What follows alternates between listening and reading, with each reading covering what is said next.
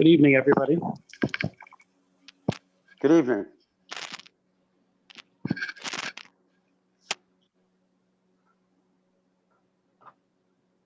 Are we ready, Glenn? We are ready. Good evening, Chief Canfield. Welcome to City Council meeting on the reviewing the budget from the police department. I would like to read this introduction for electronic meetings first. As mayor of the city of Laconia, due to the COVID-19 coronavirus crisis, and in accordance with Governor Sununu's Emergency Order Number 12, pursuant to Executive Order 2020-04, this board is authorized to meet electronically. Please note that there is no physical location to observe and listen to the meeting, which was authorized pursuant to the governor's emergency order. However, in accordance with the emergency order, this is to confirm that we are, 1, providing public access to the meeting by telephone with additional access possibilities by video or other electronic means. We are utilizing the Zoom platform for this electronic meeting.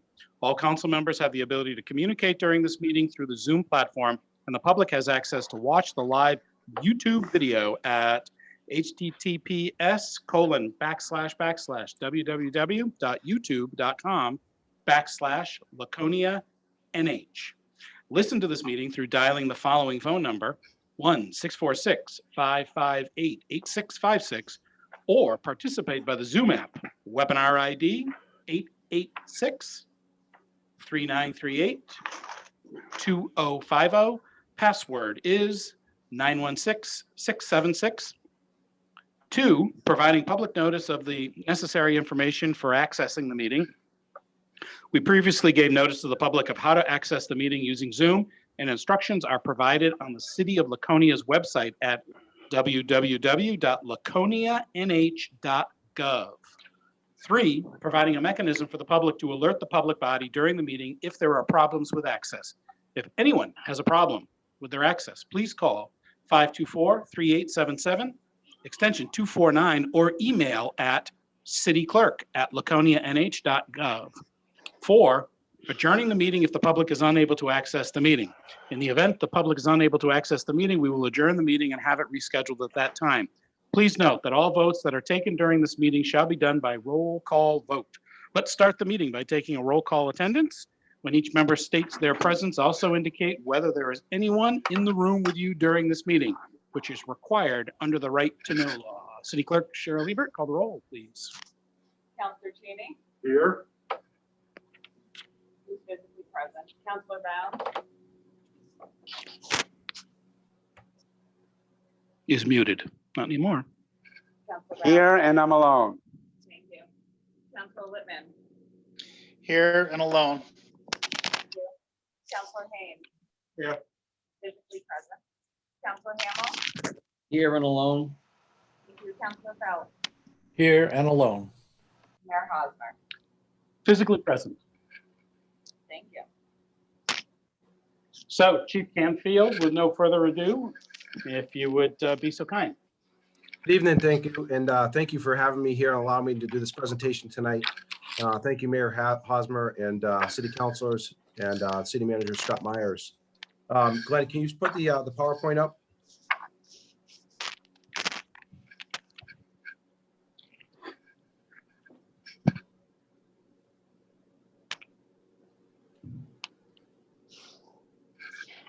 Next slide. Okay, I'd like to start with just an overview of the realities of being a police officer and the very dangerous job that our police officers do on a daily basis. Last year for 2019, there were 146 line of duty deaths across our country. 46 of them were for gunfire, 2 were inadvertent gunfire, 7 by vehicle assaults, 1 by vehicle pursuit, 3 officers were assaulted, 1 officer drowned, 1 was accidental, and 22 were killed in automobile crashes. So far this year, there's been a total of 81 line of duty deaths this year. So it just kind of goes to highlight the realities of what police work is like and how dangerous it is. Next slide, please. like to start by giving a state of the department and a brief overview of last year's activities for our agency. Next slide. For 2019, there were the criminal offenses, and these were certainly in your budget books that were distributed over the weekend. But some of the highlights is that we had two homicides last year, 15 forcible rapes, 5 robberies, which were down considerably, 18 aggravated assaults, 429 simple assaults, 110 criminal threatenings, 33 burglaries, and 547 thefts. Next slide, please. We had a total of 20,967 calls for service, which is on par for the last several years. Total number of arrests, 1,487, and a total of 4,629 motor vehicle stops. Next slide. Our current staffing levels, you'll see that the table at the left, we are currently full staffed at a complement of 43 sworn police officers. Our last recent position was recently filled. She's in training and will be attending the police academy very shortly.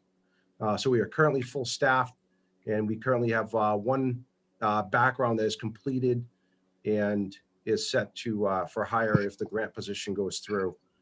Certainly in today's day and age, the hiring of qualified police officers who have experience in life and that are acceptable for hire here in Laconia.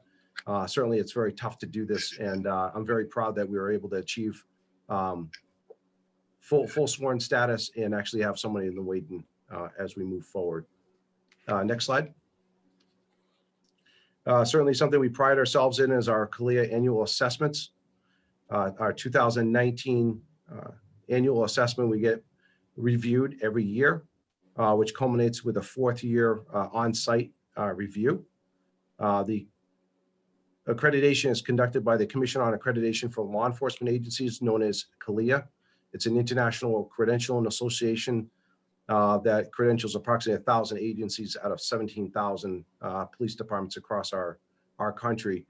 Certainly bringing and unifying training standards, methods of operation, and operational standards is the goal of the national accreditation, and certainly something Laconia should be very proud of that our police department has achieved and continues to maintain on an annual basis.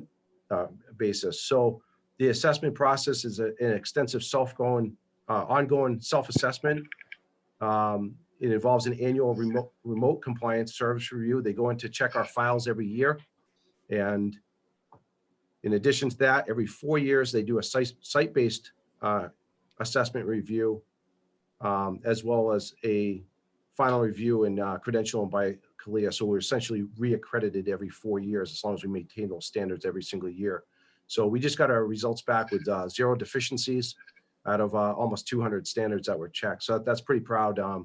Beginning of July, we'll see our 4-year site-based assessment review as we move forward for actual reaccreditation. Next slide, please. You can skip that. Next slide, please. Some of the department goals and objectives that were accomplished in 2019, we saw the full implementation of the body camera program. So every officer is now equipped with and wearing body cameras. In addition to that, the air handling system was completed in the evidence room. Certainly this was funded through the CIP and very much needed. The smell of narcotics, the smell of drugs in the evidence room was overwhelming, and certainly a health hazard, especially when we're talking about fentanyl and stuff like that. So this was a project that was well needed, and this was completed as well. We're in the process of creating a recruitment video, which has been continued to 2020, just as a long-term project. Next slide, please. All of our patrol rifles were equipped with rifle optics. This was funded 100% through the Department of Justice Burn JAG program. Our cop card program was continued just due to some logistical issues, but that will be completed this year. And this was funded over half of it was funded through a Meredith Village Savings Bank community grant. Next slide, please. We continue to work on our active shooter response and readiness program, along with all of our partners at the school system in particular, but certainly citywide with all of our big businesses. We continue to do active shooter training programs with the community, but also within the department. So we saw this culminate with a full Homeland Security exercise, which was completely funded through Homeland Security Emergency Management. We have the works in the wave this year to continue this program. We had what they call a board game, which was a training for supervisors, as well as a tabletop exercise. We were supposed to have a full-scale exercise this fall, but I think that's going to be pushed off just because of the pandemic, and probably completed in the spring. So this is an initiative that we started a few years ago, and really hammering home not only the police response to active shooter incidents, but certainly preparedness and working with all of our partners. God forbid something like this should happen. Next slide. Some of the community programs that we're involved with. We continue to do Coffee with a Cop, our Citizen Academy, which is done every fall. Certainly a very popular program that we bring members of the public into the police department, teach them and show them what we do as police officers. And certainly it's a very eye-opening program. And I gotta tell you, it's, as much as it benefits community members that attend this program, our officers certainly enjoy teaching it and showing them what we do as an agency. Very involved with Special Olympics on many different levels, as well as the Winnie Dip and Torch Run, the Summer Games, which I'm not sure if they'll happen this summer, but certainly we remained involved with those and Fueling Dreams. The National Night Out program, which is held in August. We have plans to do that, obviously pending what's going to happen with this pandemic, as well as Christmas Village. Next slide. We continue to be very connected with the Make-A-Wish program, a very good program that grants people with certain challenges, certain health challenges. We continue to work with them and to assist to make those lives better of those people affected by certain challenges in their lives. We work with Better Together, the Boys and Girls Club, the Childhood Poverty Coalition, the Family Violence Prevention Council, and the In Genesis Behavioral Health. Next slide. Getting down to some of the highlights for our 2021 budget requests. Certainly this information is in your books. I'll breeze over this pretty quickly, but looking to pretty much level fund a lot of the stuff, but increase in salaries, most actual issues there. Special duty part-time, increasing that from 80,000 to 95,000. We're looking at a lot more time with video redaction in the body camera video, which has taken a lot more time, as well as sex offender registrations. Over time, we're looking at increasing that slightly, just to balance out some of the actual needs. The majority of our overtime line item goes towards mandated court overtime. Very little of it is actually used to cover patrol shifts. Next slide, please. Looking at reducing the telephone line budget by $2,000 in order to, we were able to eliminate one of the dedicated phone lines to our Parade Road repeater site as a result of the radio upgrade project. So we no longer need this as it's all transmitted via microwave link. Level funding the equipment maintenance line item, increase in training slightly. Certainly all of our training ammo comes out of this line item, and ammo costs just continue to rise. You'll see a slight increase or an increase in the outside contracted services. This is directly to fund the body camera program, to level funded at that point. And the computer equipment line is level funded at $10,000. Next slide, please. So key line item explanation: special duty part-time salaries. That funds our part-time police officers that work for us primarily in the summertime, our part-time dispatchers, parking enforcement, secretarial staff, some of our part-time secretarial staff, as well as our part-time animal control officer. Salaries, that's pretty self-explanatory. Shift differential, this was a collective bargaining agreement, contractual. So anyone that works, any of the officers that work past 4 o'clock in the afternoon are entitled to a small shift differential. And then, of course, the holiday pay if they work on holidays. Next slide, please. Equipment maintenance funds the operation and maintenance of office administrative equipment, as well as the many different maintenance things such as the intoxilizer, breath alcohol machine, the portable breath testing, speed radars, lasers, those kinds of costs. I talked about training. Certainly training is one of our high liability areas and best areas of liability protection. Certainly there's a lot of training that is required by CALIA, but I've always said that better training equals sound decisions under extreme stress, which not only increases officer safety, but it also reduces liability to the department and the city. So training is not a nicety. Training is required. And then we have the outside contracted services, which consist of Casella Waste Management, the postage meter, the phone system, those types of items. Next slide, please. Talking a little bit about the effects of the opioid crisis here in Laconia. 2019, we saw a total of 63 drug overdoses, which is down considerably. 2018, we saw 109 drug overdoses. So certainly, I like to think that that's some of the work that we've been doing in prevention, in education. Last year, we saw a total of 9 overdose deaths, which was down slightly from 12 overdose deaths in 2018. And then we responded to 162 found needle calls as compared to 244 in 2018. So, I know it's only a short period of time. It's only 2 years, but certainly I hope that this is the change of the opioid crisis and the direction that we're heading. Certainly there's many different reasons that this is occurring, but at least the number of drug overdoses are down. We have seen a big switch to people using different types of drugs. Certainly it's a supply and demand issue. And we've seen an increase in meth use, but at least the number of people that are dying from this is down slightly. So next slide, please. And that concludes my presentation. I'll take any questions if there are any.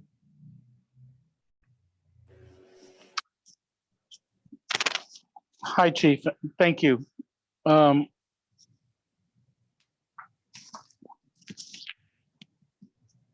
I was hoping you could go back to salaries and compensation slide there. There seem to be some, just want to go through them again. There seems to be some pretty significant increases year over year on a couple of the lines.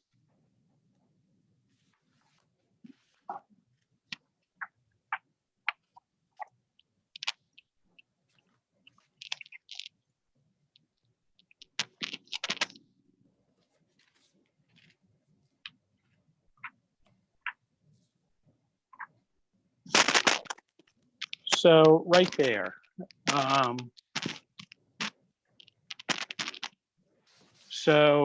I'll just work through this a little bit with me here. In 2019 and 2020, under the budget line, salaries were 3.5 million.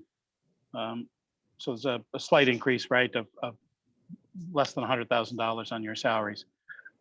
Special duty and part-time went up $15,000, which is fairly significant on that line item. I'm not sure I understood if you mentioned it later. I'm sorry I missed it, but what bumps that up about $15,000? Certainly, we use part-time staff to supplement other positions. We recently had a detective that retired. He was going to go into another line of work. We were able to retain him. He's been working 3 days a week, which helps supplement that instead of hiring a full-time detective. But certainly the sex offender registrations, which is what he primarily does, as well as video redaction, as well as some of the civilian staff that will be doing video redaction, that is what is driving that part-time number. Okay. And then I look at the shift differential. This time around, between 19 and 20 was 30,000. That's going to go up almost 50%, over 50% to 47,000. Why such a spike in the amount requested? Part of this is when this was approved in the contractual collective bargaining agreement. It was underfunded right from the start, so it's always been off. We were trying to get it to reflect a little bit more of a real number that is accurate. In addition to that, it does fluctuate somewhat depending on how many officers are assigned to evenings or midnight shifts or weekend shifts. But I would say primarily that line item has always been underfunded ever since it was approved in a contractual collective bargaining agreement. Okay. And so is that the same case on your overtime? It's a modest increase of 25, but I'm looking at the holidays, which goes from 25,000 up to 64,000. Is that because it was chronically underfunded in the budget, and this is more, and we were always going over budget on those line items? Yes, and I can, if you're interested, I can get you back numbers, but if you look at all that, especially the special duty and the holiday overtime or holiday line items, they've traditionally been way underfunded and they've always been overspent. So we're just trying to get a little bit more of a true number there, so we're actually spending within those lines a little bit closer. Yeah, if there's an opportunity to sort of look at, maybe ask Scott on this too, if there's a way to look at that over the past few years, what's the actual number been for, I would like to see special duty, shift differential, and holidays. I'd like to get a better sense of that. Go ahead, Scott. So if you look in your actual budget book, not the presentation here, but your actual budget book, you will have actuals going all the way back to fiscal year 15. But we threw them up for those years, so you can see the trend over 5 years in your budget book for all those line items as well. Terrific, thank you. Okay, thank you, Chief. I'll turn it over to my colleagues here for questions for Chief Gamfield.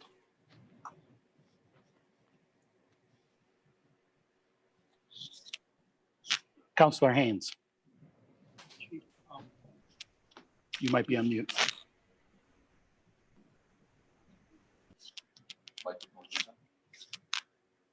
Okay. Chief? I can hear you. Okay. The salaries include the traffic division? Yes. We don't have a traffic division as of yet. We will once that the grant position that we had proposed to you, once those officers are hired, but we currently don't have a dedicated traffic position or traffic unit. Right now, those officers are included in patrol as a collateral duty, and they're included in the salaries line item. Okay, thank you.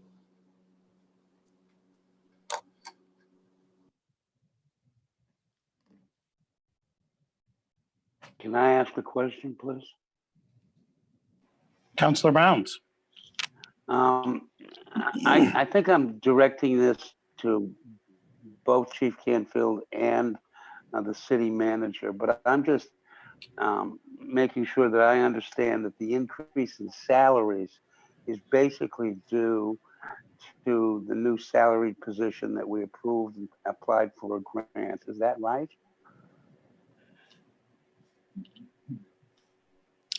Councilor, there's a component of it that would be for the 25% share that we included for the 2 grant positions in anticipation of it.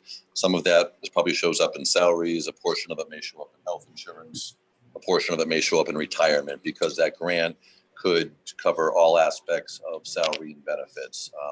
So I don't know exactly where we placed it all, but it's probably a combination of those 3 line items. Additionally, what we will do with our personnel specialist every year is we take the current census of the employees who are there when we start working on the budget in December and January timeframe, or probably in December timeframe. And we make some assumptions about vacant positions as to what rate of pay they might come in at, what health insurance plan they might be on. We just make some general assumptions based on statistical or history. So that 3,590 was based on employees at the time. You know, if you had some retirements over the past year, you've got some newer employees in, probably not at as high wages with promotions and things happening. So that was an actual with some assumptions built into it. You mean 3,590,000, right? Yes, 3,590,000. Okay. So do you have it in the budget? And my apologies if I missed it, but do you have it in the budget how that extra salary and the grants work into this? Some kind of central place where we can look and say, this $25,000 is allocated to the police department, and where the rest of that goes? Is there some kind of a central place we can look at the increase in salaries, which is almost $100,000? Yeah, so in your full budget book on page 92 gives the police department budget. On page 93 gives the breakdown of number of positions within the department. So there's 1 chief, 2 captains, 1 prosecutor, 3 lieutenants. You scan down through there, and there's a little spreadsheet below that shows how we came up with the amount in the budget. So actually, of the $50,000 that we targeted for our positions this year, or let's guess it's about 43,000.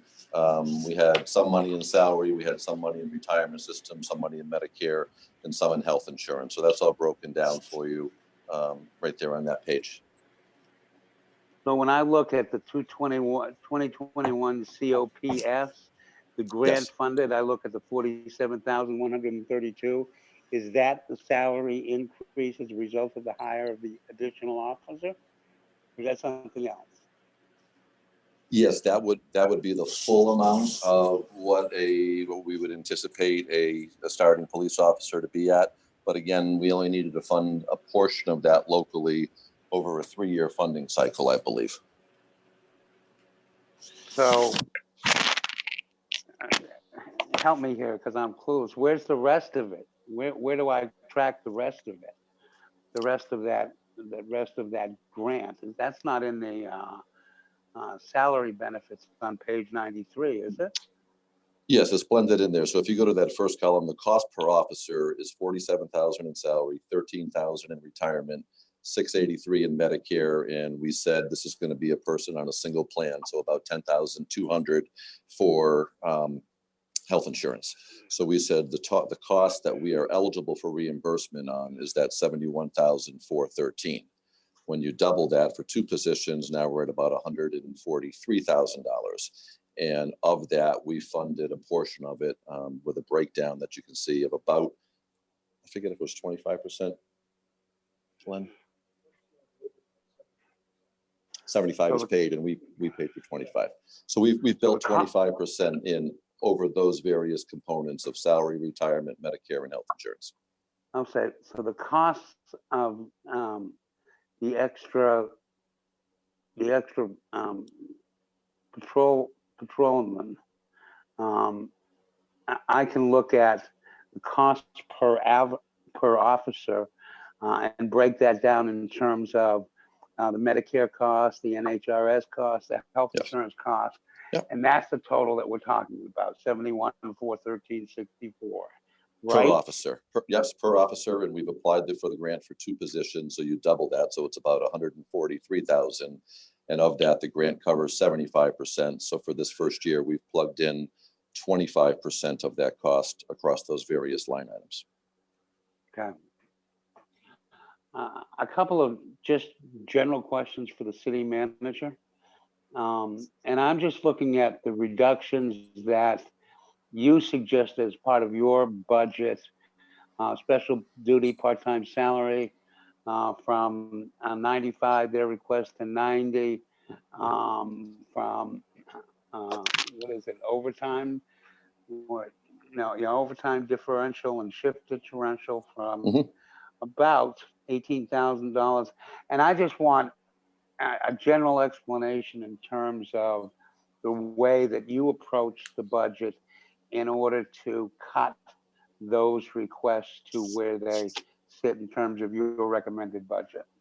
Sure, and that's a great question. So some of it has to do with what is allowable under the tax cap for increases. A lot of it, I would go back and look at 2 components of it. And Glenn Smith, and our finance director, does this as well. And then we sit down with the department head or the chiefs, and we go through this as to what they were thinking, what we're thinking, what we're seeing. So obviously in the current year budget we're in for 1920, we've only got partial numbers through the year. So we're basically looking at the data through December, maybe through January, and seeing that we've got 6 or 7 months in the book. how are we trending on that particular line item? What's driving it? Are we on track for being a little over halfway through the year? Are we running high? Are we running low?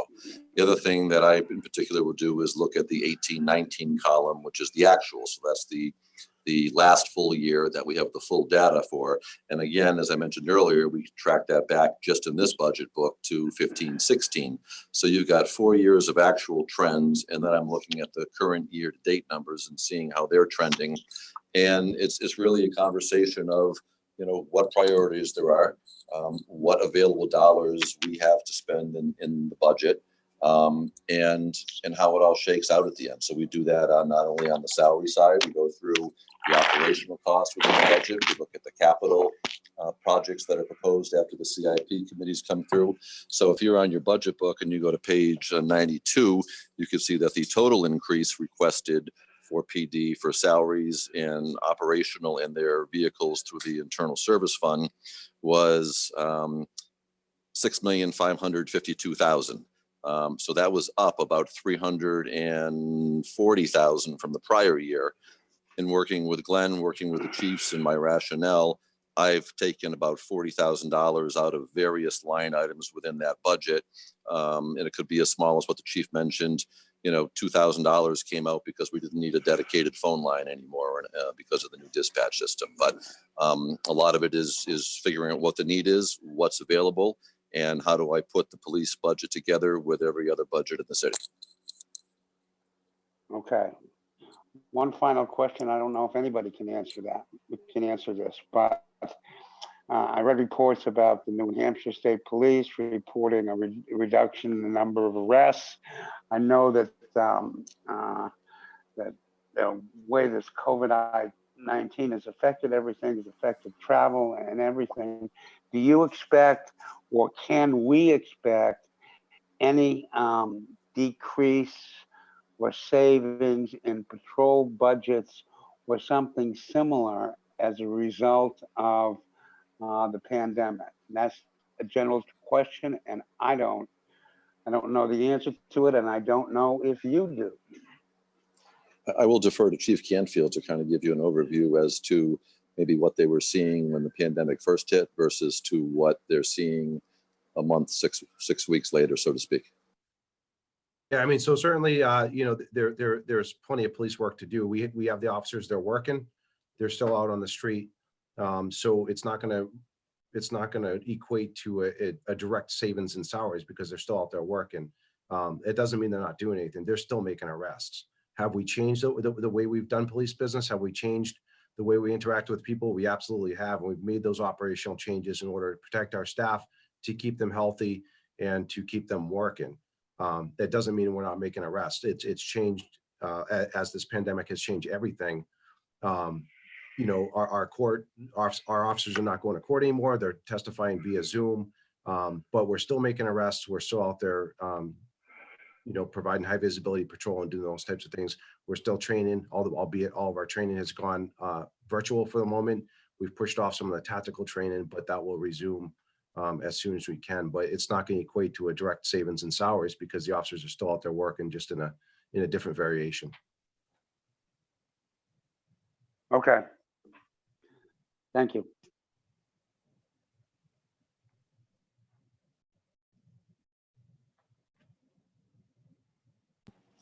Councillor Lippman. Thank you, Mayor. Thank you, Chief. A couple of questions for you around what the carryover from the current year might look like for going into next year, assuming that the court, for example, slow down its schedule, that some of the overtime costs we had there, and Yeah, I can't give you an exact number right now, but I'm pretty confident that we're gonna come in under budget, and we will be able to return money out of our current budget as a carryover for next year. A part of that is some of the positions that were open that are now filled, but we did have a savings there. And certainly the last several months, there has been no court other than you know, critical things such as search warrants and domestic violence petitions. That has been a savings. So I'm confident we're going to come in under budget, and I'm confident we'll be able to return some money as a carryover What the exact number comes out to, I can't tell you at the moment. I don't know if this is a question for you, Chief, or a follow-up to the manager that in terms of when we might be able to have an estimate, I know you don't have it tonight, but what your sense of, range of numbers might look like. And if that's a fair question for the manager, you can shift it his way. Yeah, Counselor, I'm happy to take that. So again, we track every month. So we're worked with data through the end of April, and May is fast closing. So we're 10 to 11 months into it. So we are trending, to the good, I think, in all departments at this point. Certainly there's some items that haven't been spent yet that are capital for construction projects or larger purchases that just timing wise we haven't done, and we typically will carry those forward anyway. We don't have a number yet as to what may flow back into fund balance. I think part of what we're waiting to see is how our revenue is going to shake out for the fourth quarter in particular with motor vehicle registrations, and then the final payment on the gas tax, because that comes in quarterly. With the first 3 months come in on target, and then they true up the number in the fourth quarter. And in this particular year, we know the fourth quarter should be slower on that. So we've got to make sure that we're also hitting revenue projections along with the expenditures. And then ultimately, we like to return target-wise at least the amount that we've used out of fund balance to reduce property taxes out of the current year budget. Because as you heard our auditor say, we're hovering right at that 4.95% undesignated fund balance threshold. So ultimately, underspent funds plus some overages in revenue, which has been the norm, lead us to get that 800,000 to maybe $1 million back into fund balance, which again, the 800,000 is kind of that break-even scenario for us. Going back to an earlier question, on page 7 of the larger budget book is the anticipated grants. In terms of the funding for the new positions, there's a section called police, and I'm just wondering in terms of some of the other questions that Councilor Bounds had, if you could help us identify the anticipated grants that relate to the new positions.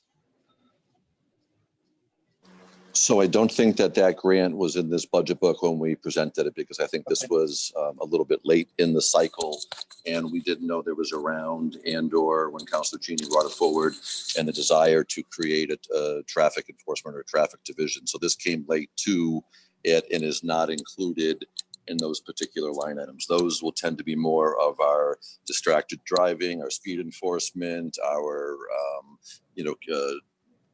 DWI patrols, the seat belt, those types of things. Some of the things that maybe we do with the opioid reduction through Operation Granite Hammer might be bulletproof vests. It could be something along the lines of some of the bicycle helmets we get for the kids' bike rodeos. So all of the ones that generally come in on an annual basis, you'll see listed on that page 7 for departments, or even if they're not on an annual basis, if we know about them, by the time we go to publish the budget book in late March, they would be included in there because it just simplifies the process. This one in particular, as you recall, I think came to us a little bit after that, and we will have to just handle that separately to vote to accept it should we get it. And then ultimately it would appear in the budget book in this spot. Yes. Okay. It won't appear under anticipated grants, but we'll track it under the grant section through our finances. Yes. Well, I appreciate the work the department's doing there, Chief, and thank you for answering our questions. Thank you. Any other questions from councilors? Seeing none right now. Thanks very much, Chief. Thanks for the great work that you, your officers and staff are doing. And thanks for the thoughtful and well-organized presentation tonight. Thank you very much. Thank you all. Thank you. I see Chief Beati from the Laconia Fire Department. Good evening. How are you? Signing on. Welcome. It's good to have you. It's good to be here. As odd as this is doing it this way, it's good to be here. So we'll start off just in the room with me tonight. I have Assistant Chief Ellingson and Deputy Chief Bean with me tonight. We, as always, we want to start by thanking you, Mayor, and the council and the manager for having us here tonight and being able to present this. Glenn, if you want, you can put up the slide presentation and.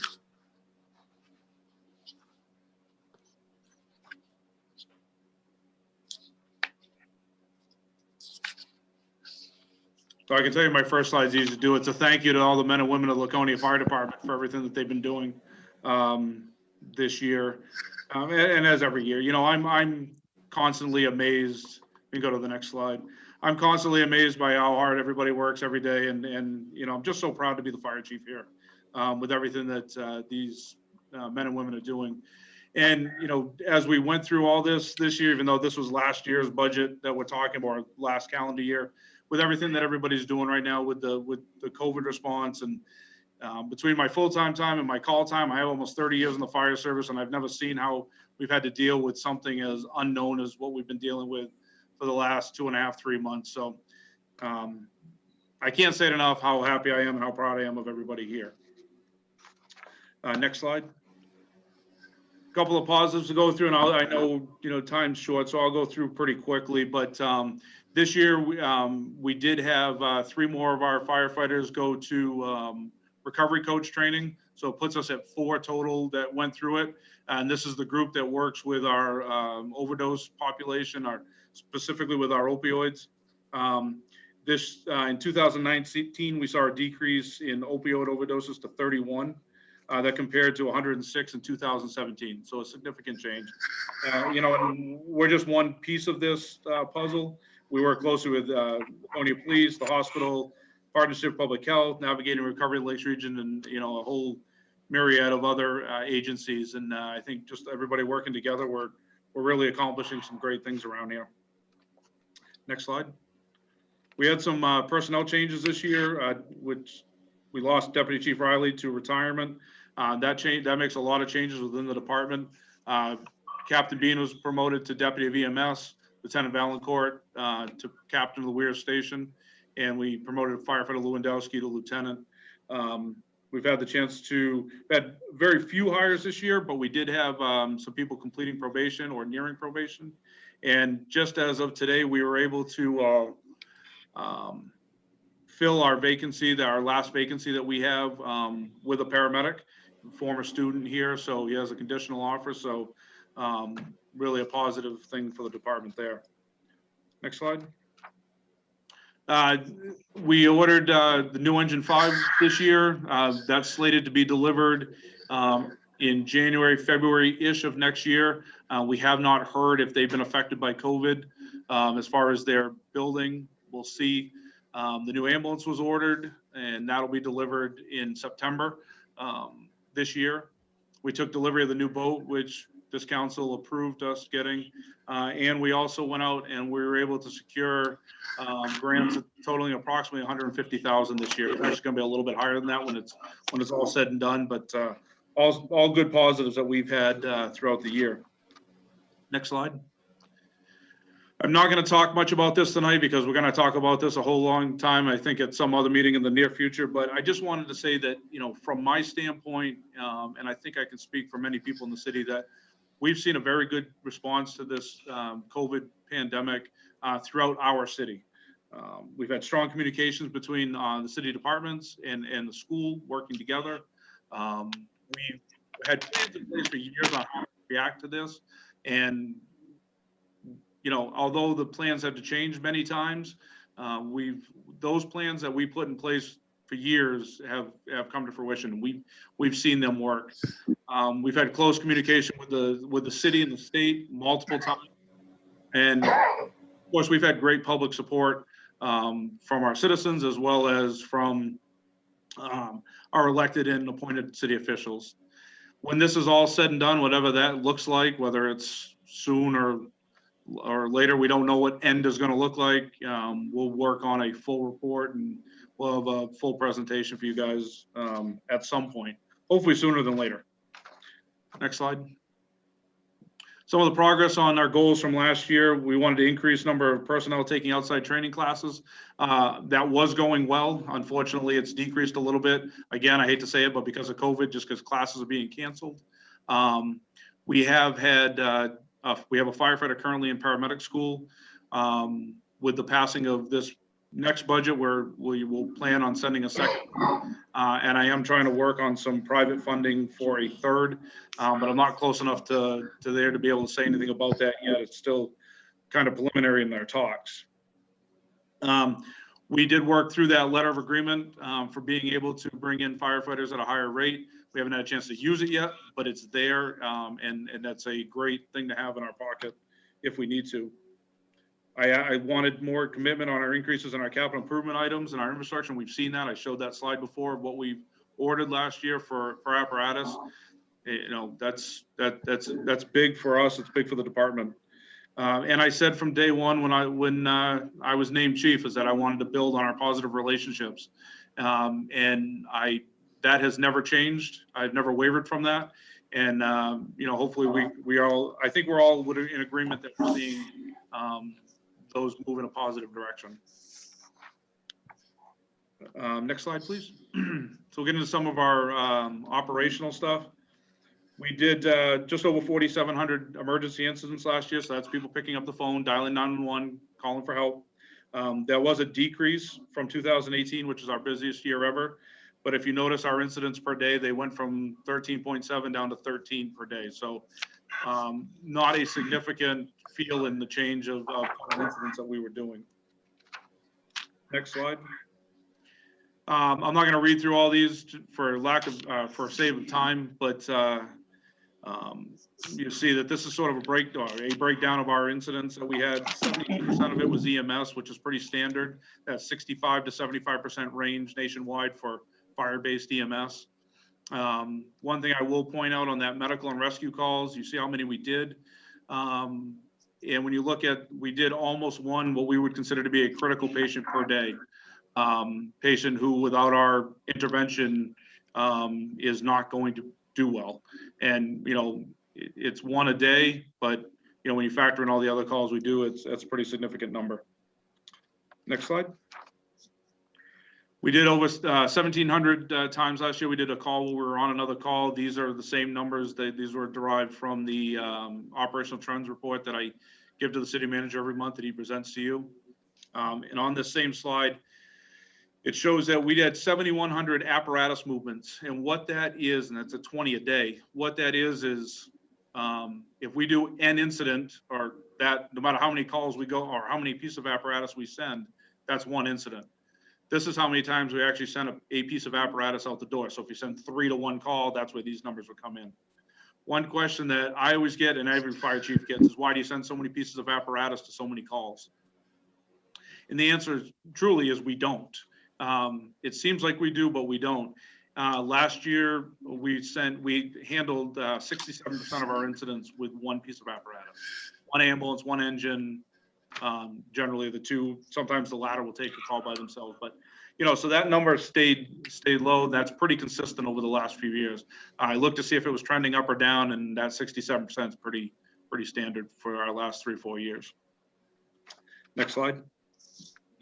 We did the majority of our calls as would be expected during the day, but we still did over 1,700 incidents at night. What I consider night is our 7 p.m. to 7 a.m. shift. So yes, we're busier during the day. That's going to be expected. We wouldn't expect anything different than that. But we're still very busy at night when you look at our total number of incidents that we're handling in that time frame. Next slide. We try to respond to all of our calls beyond scene within 8 minutes of 90% of the time. We certainly would love to get that number a little lower, but that's a fair number. And you saw this year we were able to do that, and our 4-year average puts us right at that 90% range. And we really can handle that because of a couple of reasons. One is staffing. We have to have the personnel to be able to respond, to be able to put a 2nd or 3rd ambulance on the road, or if our ambulances are tied up, to get a piece of fire apparatus on the road. The other reason why is the location of our incidents. I obviously have no choice of where our fire stations are. They're built and that's where they are. But if you look at it, they are in the right spots and what we should be doing. Next slide. And as you see on this slide, 71% of our calls were downtown, what we consider our central district, but downtown, the south end of the city, up to Lakeport. Weirs was our next highest at just about 10%. Our mutual aid runs are down slightly this year, but I think they're going to be down even more next year. But this 5.5% only equates to 260 mutual aid runs, which, as would expected, 85% of those are in the Guilford and Belmont towns, which, again, that's what we would expect. They're the departments that come to us the most as well. Next slide. Well, I've never moved so fast through a set of slides. This is a slide that I presented at the Public Safety Committee. It's our 5-year average for loss save analysis. And as you can see, we have a 73% save rate. So what that is if you have a $100,000 building and with $25,000 worth of damage, it's a 25% loss, 75% save rate. Certainly, we have a large dollar building and we lose the whole building, that, you know, we have a high loss. This weekend we had a fire up in the Weirs, 2 condos together. Each of the condos were valued at right around $400,000. Total damage was about $50,000. So we got there quick, knocked the fire down quick, and moved on.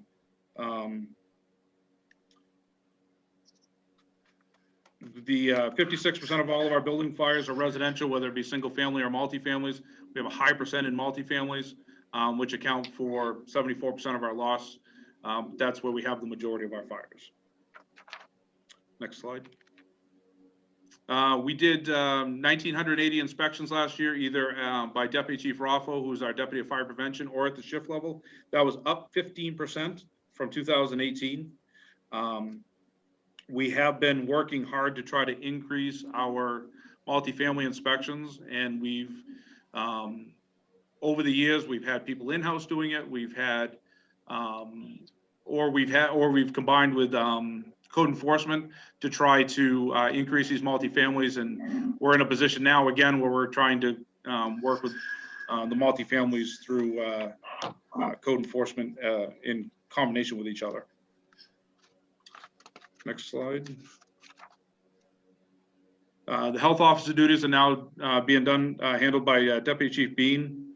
And again, the biggest thing, he is quite busy with these. A lot of it is working as a liaison between the tenants and the landlords. They call with questions, they don't know where else to turn, and we get them moved in the right direction. Next slide. So on our this fiscal year's priority in the capital, you know, there was, obviously I asked for a few different things, but we looked at priorities, and my first priority was to get some remodeling done at the Weir Station. My original plan for this building was a very significant amount of money to try to make major renovations, which included 1 to 2 other bays added on, a mezzanine level, with some significant renovation. At the Capital Budget Committee last year, I was asked, how can I phase this project? And this is one of the ways that we're phasing it, is we're starting with the living quarters, renovating the kitchen and day room, putting new carpet down throughout the living space. The heating and AC, we're looking at mini splits, so it's going to take work and demand off of the boiler system that we have in there, and we're putting in replacement windows throughout the living area as well. Those prices have come in, those quotes have come in. We're waiting on our quotes to come back on the bathroom renovation. One of the things I wanted to do with the larger renovation is to put in have men's and women's facilities. Right now we only have 1 bathroom, but the bathroom is relatively large. So what we're getting 2 quotes on this, and so I just don't have these back yet, is to renovate that bathroom as 1, or the other quote will be to how to renovate that bathroom into a male and female bathroom and just make 2 smaller bathrooms out of 1 larger one. So seeing where that goes, the quotes should have been in by now.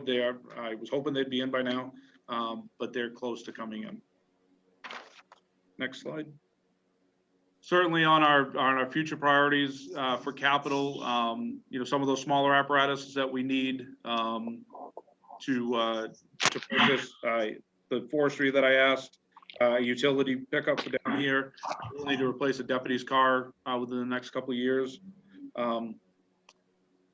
The second one down is the self-contained breathing apparatus, our air packs. Those have a 15-year life expectancy.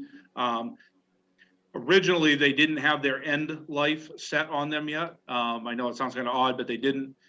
We knew we were going to have to replace the cylinders, but we thought maybe we could expand the pack itself for a little bit longer. New standards came out, and that's not going to be the case. So we're going to be looking not in this fiscal year budget, but in the early of next fiscal year's budget, we're going to have to replace all of our breathing apparatus, which we have talked about at capital budget time before. And then I'm not going to get into the Latitude refurbishment or replacement. I have been looking into refurbishment ideas, working with our city mechanic, and not sure it's going to go the direction we would have liked. Next slide. So in this year's budget, I was asked a couple times, what are my priorities? We talked about capital. The other priority is to get our staffing back up to 9 24/7, and that's what I asked for in this year's budget. Through working through our overtime, or working through our budget with the city manager in prepping for his presentation to you and this presentation. We weren't able to make it 100% of the time happen, but we were able to get this adjusted to about 75% of the time. We would be able to be at the 9 on duty at a time. You know, I can sit here, I'm not gonna sit here with 5 minutes left to go to talk about fires all day and what it really means.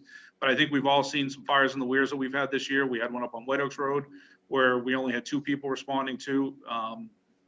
We had the other day on Saturday, the fire I talked about where we had the really nice save with that.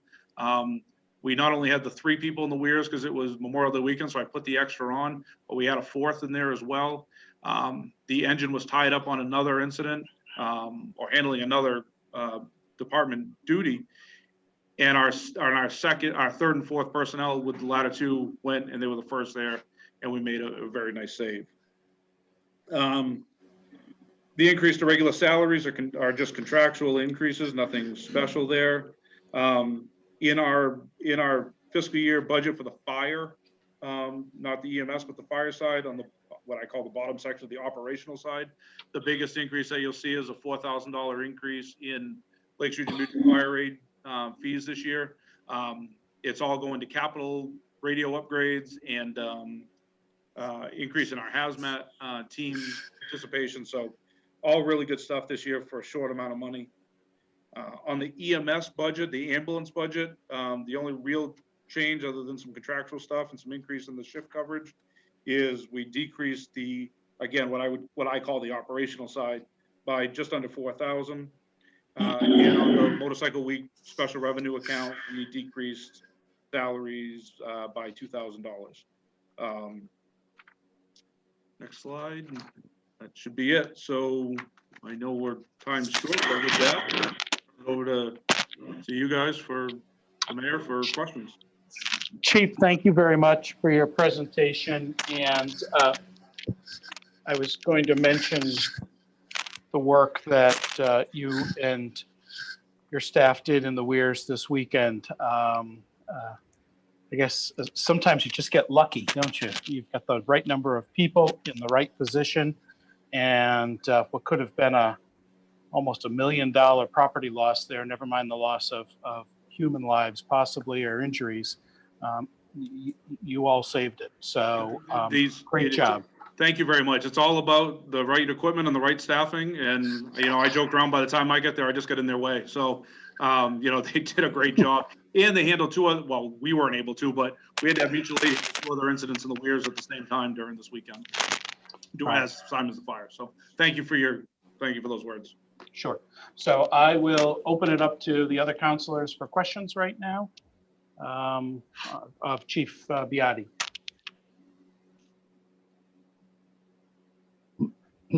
Councilor Hamel, and then Councilor Cheney. I'm going to step away for just a moment. Thank you, Chief, for your budget presentation. Looks pretty good. And I'll also echo good job at the weirs over the weekend. I was listening to the scanner when that went out, and the arriving team knocked it down pretty quick. So that's great. Thank you. A couple things on your capital improvement up at the weirs.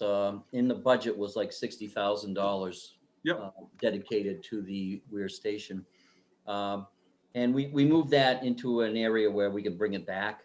But I have just a little bit of a concern. I'm not against the improvements. What I'm kind of concerned about, I'd like to see a workup of exactly what you want to do there, like you said, and the cost that you're still looking for. But my concern is that, and if you can touch on it, if we do these repairs and you look to do something more significant years out, is what we would do to update it with this present proposal going to be in jeopardy that would have to be torn down or moved or anything like that? I mean, if we're going to spend $50,000, I'd like to know that it's staying there. No, I think that's a fair question. Some of that transfer over was stuff we've had in there for a long time. With what this plan will be doing right now, a larger renovation would be put on the back burner for a long, long time. This, especially if we can fit in the money to be able to put the men's and women's facilities in, that would make a big difference to me. Yes, it'd be nice to have some of those other things, but a lot of what we would be doing in this, I said extra bays and a mezzanine, this would actually be tied up in what would have been that mezzanine. So this would, I don't want to say hold us over, suffice, that's not fair, but this would handle what we're trying to do for a long time. Okay. Yeah, 'cause that would be important, just as long as what we do isn't going to be demoed. Absolutely. No, down a couple more years down the road. Yep. Why did I? The other question I have was on the air packs. Yes. I might be wrong, and Scott can weigh in on it, but I thought we set aside quite a bit of money for that at one point. I know we did the bunker gear. We set aside a good sum of money for that. Am I wrong on that about the breathing packs? Yeah. I didn't think we did. No, we have never put, we Okay, never put yeah. a one for the breathing packs. Okay. That was We for had the talked bunker about, gear. yeah, what we had talked about was hopefully trying to do half and half, and there was a couple of reasons, and I'll be glad to, on another time, to get into why that's actually not going to be, we're going to be unable to do that, but, so, yeah, I didn't think we did, but thanks for chiming in, so. What are the air packs cost? Does that include the mask and a tank? Yep, it actually is 2 tanks, so you have a spare, the mask, the harness, the whole 9 yards, the whole kit. We need 30 of them, I think we ordered, plus another, so 60 cylinders, 30 pack. It's going to be 300,000. Right now, the number's at like 290. So a year and a half from now, I think I probably factored in that 300 in my capital. If not, I was close, 295 probably. Did you say you already ordered them? Oh, no. Oh, No. I thought that's what you said. I was going to say, oh. Is that a good thing? Oh, no, just kidding.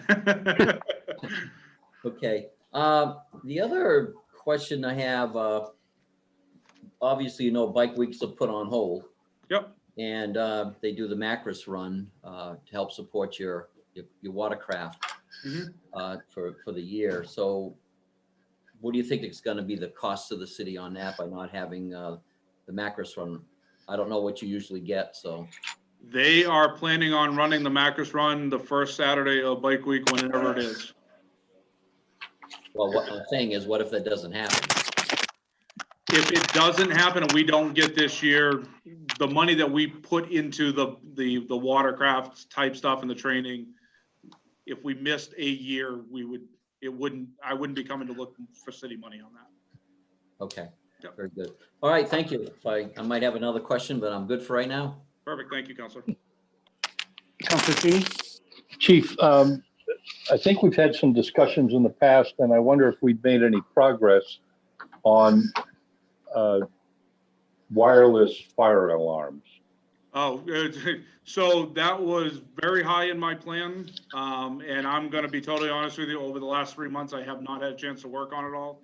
We've had companies in, we've had meetings with a couple of different vendors.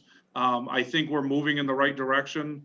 I should be in front of you with a plan right now. Unfortunately, I just haven't had a chance to work on that project, but we are in that. That is certainly a priority of mine. And, I think things are going to start calming down a little bit. I hope, knock on wood, and I can get that back as a high priority for me. We are working at getting polls. I don't have the numbers in front of me. We are doing a lot of poll transfers. And I do have an updated list, again, just not in front of me, of what polls we've switched over with Eversource. And I will get that to city manager and he can get them out to you so you can see the numbers that we're working on. There's a lot of polls out there. Yeah, we're making really good progress on it. Yeah, we're working on it. And I do have, like I said, I do have those, some numbers for you. Good, thanks, Chief. Yeah, no problem. Thank you. Any other questions from councilors? Seeing Yes, none, Mayor. Mayor, yes, I do sir. have a question, but do we have to yes. start the? Council Whitman. Just querying, first of all, do we have to start the regular meeting at 7? We're ready to start, yes. Well, Question. we've gone over before. We can run a few minutes. We can run a few more minutes over if you'd like to pose a question. Post to the chief, and first, thank you, Chief, for good work you men are doing.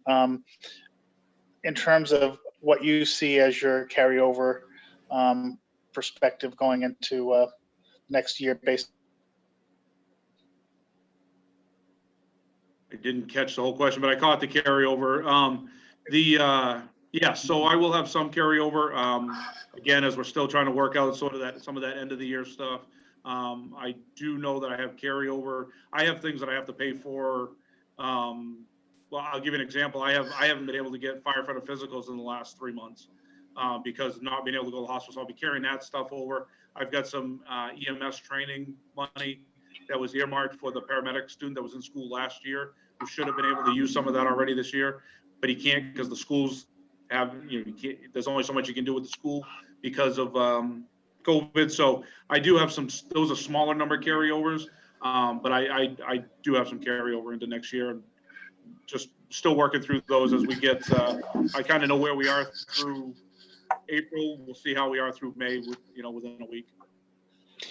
This may be a follow-up question for the manager, but in terms of like FEMA or other disaster relief that would be attributable to the current year, how are we accounting for that at this point?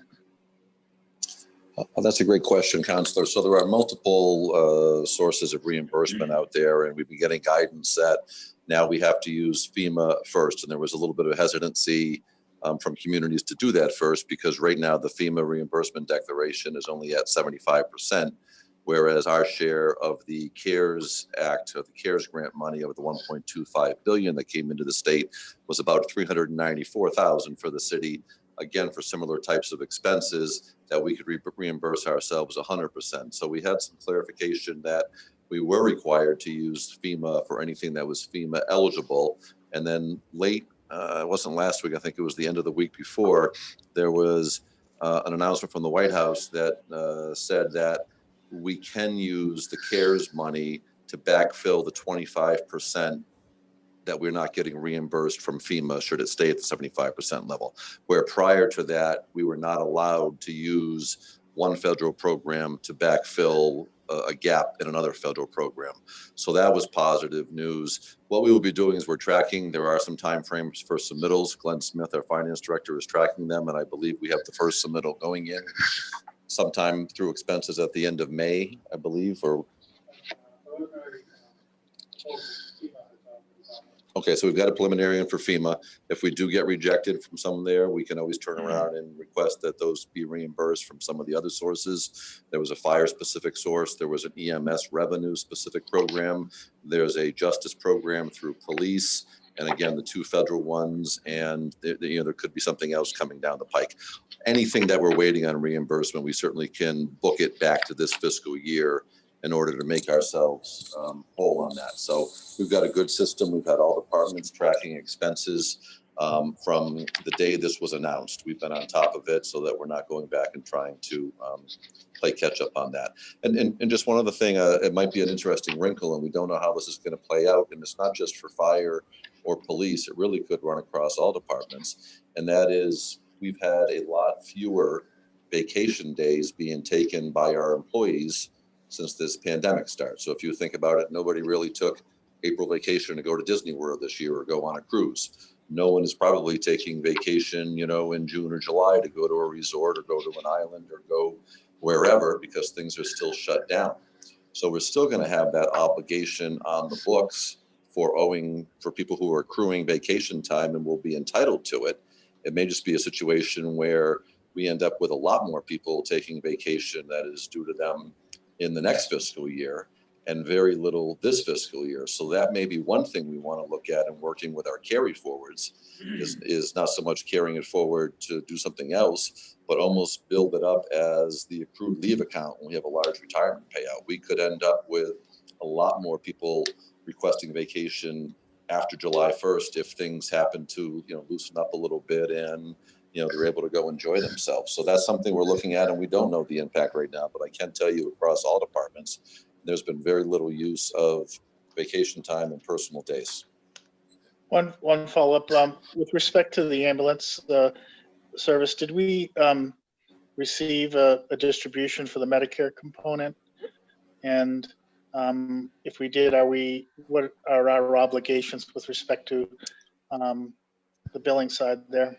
We did get awarded, I believe it was around 37,000 37 on a first phase, and we believe there might be a second phase coming of another 15 or so thousand. So 50,000, maybe a touch north of that. I believe, and maybe I can let Glenn speak to it, but I believe there's a requirement that we not, what's the phrase I'm looking for? Back bill? Balance bill the remainder due on the Medicaid billing on the ambulance. But there is around $50,000 to help compensate for the loss of revenue just from doing fewer runs. Thank you. Pass it on to the question. Thank you, Councilor Lippman. I think we're probably ready to start the regular meeting right now, if that's okay. Councilor Hamel, that's right. You did have your hand raised. Is that something that you'd like to address now?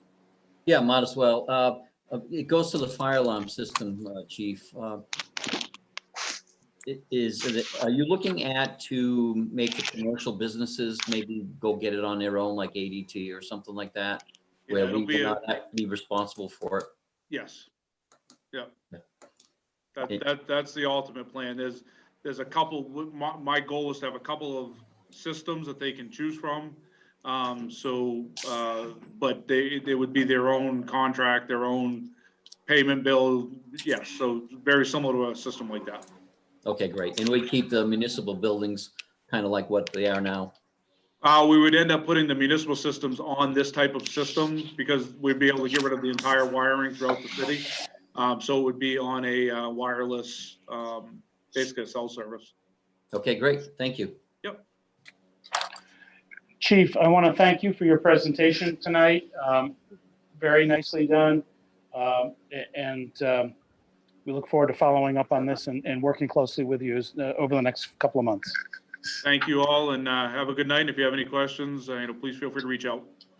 Thank you. Thank you. Thanks, Chief. Thank you, Chief.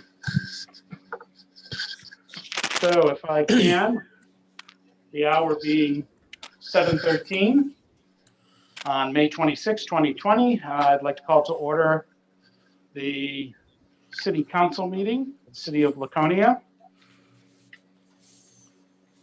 Before we start this meeting, though, I must read an introduction for electronic meetings.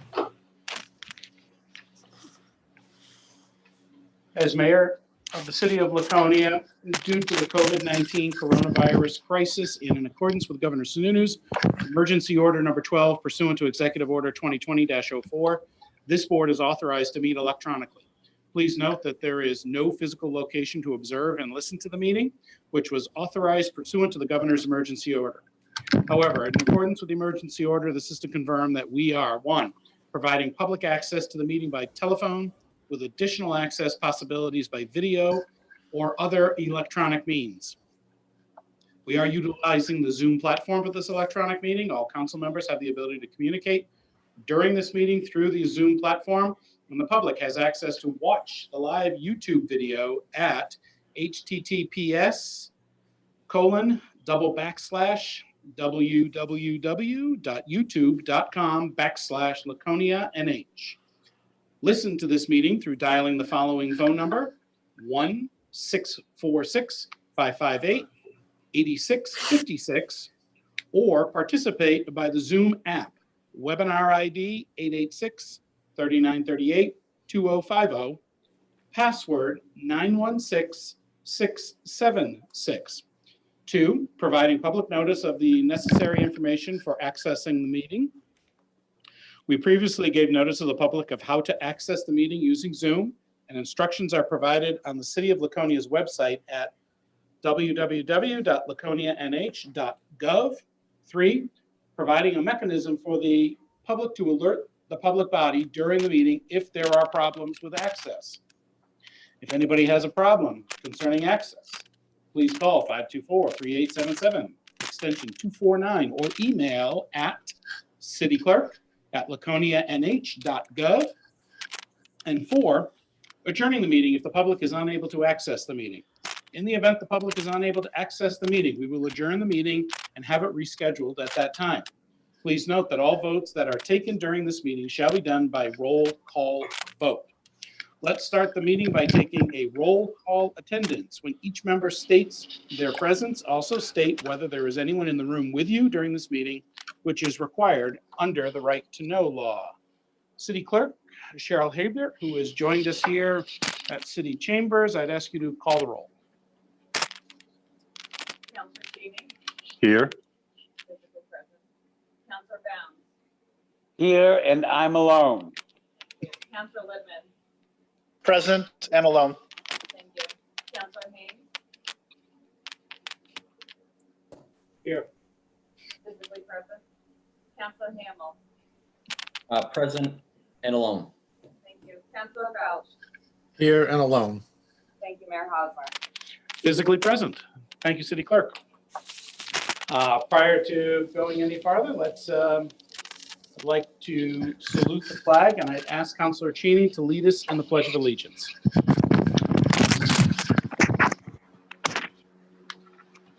I pledge allegiance to the flag of the United States of America and to the republic for which it stands, one nation, under God, indivisible, with liberty and justice for all. Thank you, Councilor Cheney.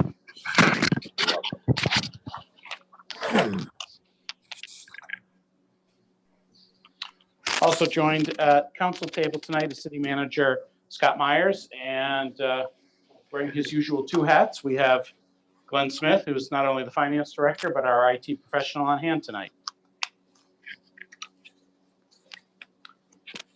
Under number 7, which is acceptance of minutes from previous meetings.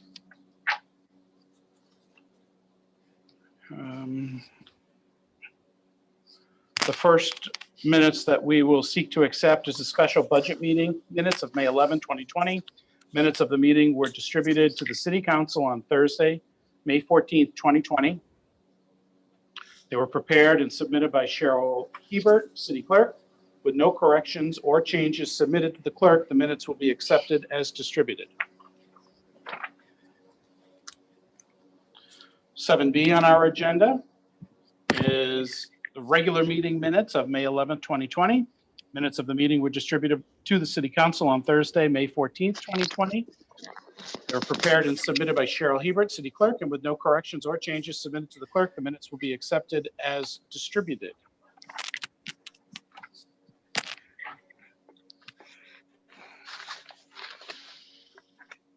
Moving along, we have no consent and action items tonight. Number 9, this is an opportunity for citizen comments for matters not on the agenda. So if you are a citizen listening in or viewing and you would like to speak, raise your hand and we'll call on you, but this is for matters not on the agenda.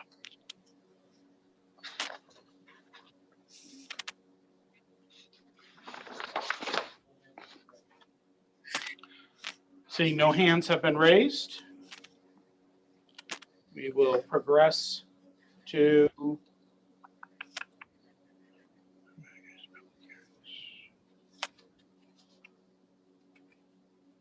the mayor's report. And I will keep this relatively brief this evening. If many of you may have been listening in earlier, we had presentations from the Laconia Police Department and the Laconia Fire Department, and had an opportunity to hear from Chief Canfield and Biotti. Just want to make special recognition for the Laconia Fire Department and the work that was done on the weirs this weekend. There was a fire, could have engulfed 2 condominiums with approximate value of about $800,000, but because of a timely response by professional firefighters, it was knocked down very quickly and really minimal damage. So thank you to the men and women at the Laconia Fire Department for not only their quick response, but certainly their professional response. Really appreciate that, and saving property value as well as lives. Secondly, for those involved in our local businesses, I just wanted to draw your attention to the $400 million grant that is part of the Federal CARES Act that has been made available by Governor Sununu through the Main Street Relief Fund. These are grants to New Hampshire small businesses who have been feeling the impact of a pandemic and the economic challenges that we are in the midst of right now.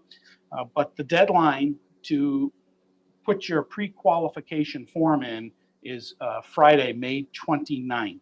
If you don't get your form in by that date, you lose an opportunity to access this funding. The governor has made it quite clear, if you fill out your application and if you qualify, you will be able to have access to a portion of this $400 million fund. I will share with you the website where you can get this information, and it is Gopher, and it is G as in golf, O as in Oscar, F as in Frank, E as in Echo, RR, Romeo, .nh.gov.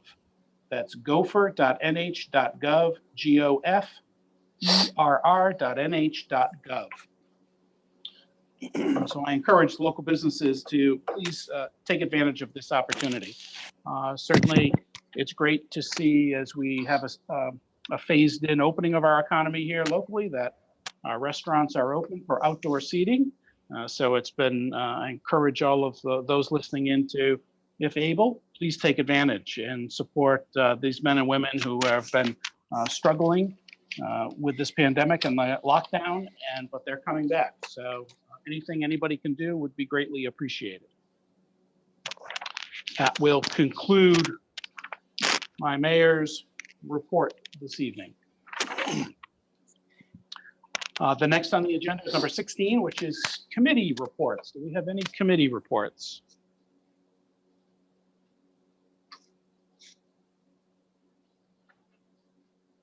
I don't see any hands raised or head noddings. So if we have no committee reports, I will move on to liaison reports. And I see, Bob, you're unmuted. I hope you're going to give us more good news about the Colonial. Hopefully I will too. I think we had a meeting today and things are progressing quite well. Plumbers, electricians, and I guess you call them tin knockers. They're all still there working hard. Some of the good news is the vaulted ceilings are all done. Staging is starting to come down, so there's going to be no more walking up to the ceiling anymore. So that's progressed nice. The chandeliers have been hung, the bulbs been put in, been tested. So things are going well. Working on the sidewalk in the front for the paver stones and granite stones that people contributed to, which they still can if they would like. That's being worked on, waiting for the granite curb to be put in.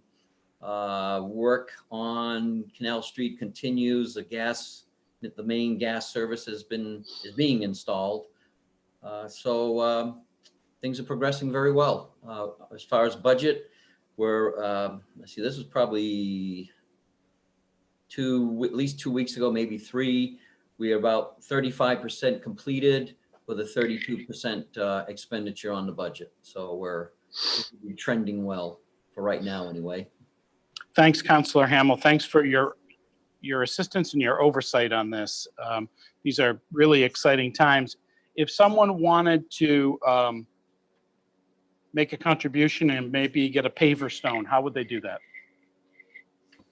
Okay, they can contact Justin Slattery at Belknap County Economic, and he can give you all the information you need. They can just call that office, and there's a special, how you got to write the check out is special because it goes to a nonprofit organization. They're the ones handling the donation funds. Terrific. Thank you, Councillor Hamel. Let me see if I can spell. I can look up Justin's office number. But I have the best number here for Justin at the office of 524-3057. That's 524-3057 for those interested in a paver stone.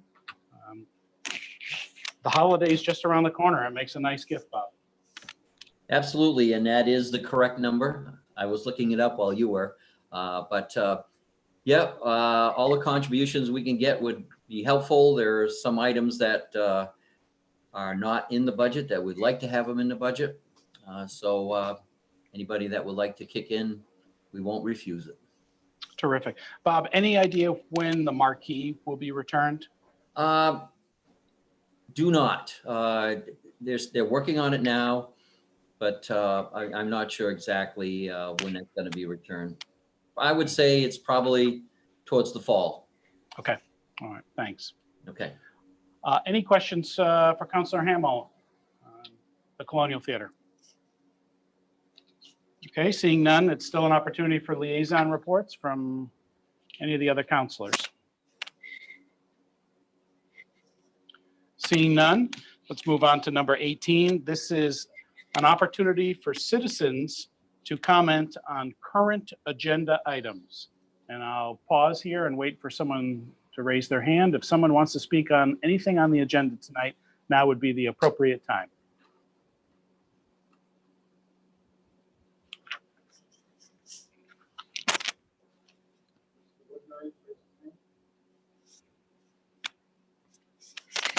Attorney Woodbury, are you there and looking to speak? Okay. Hi there, can you hear me okay? We hear you loud and clear. Welcome. Thank you very much. Good evening, Mr. Mayor, members of the council.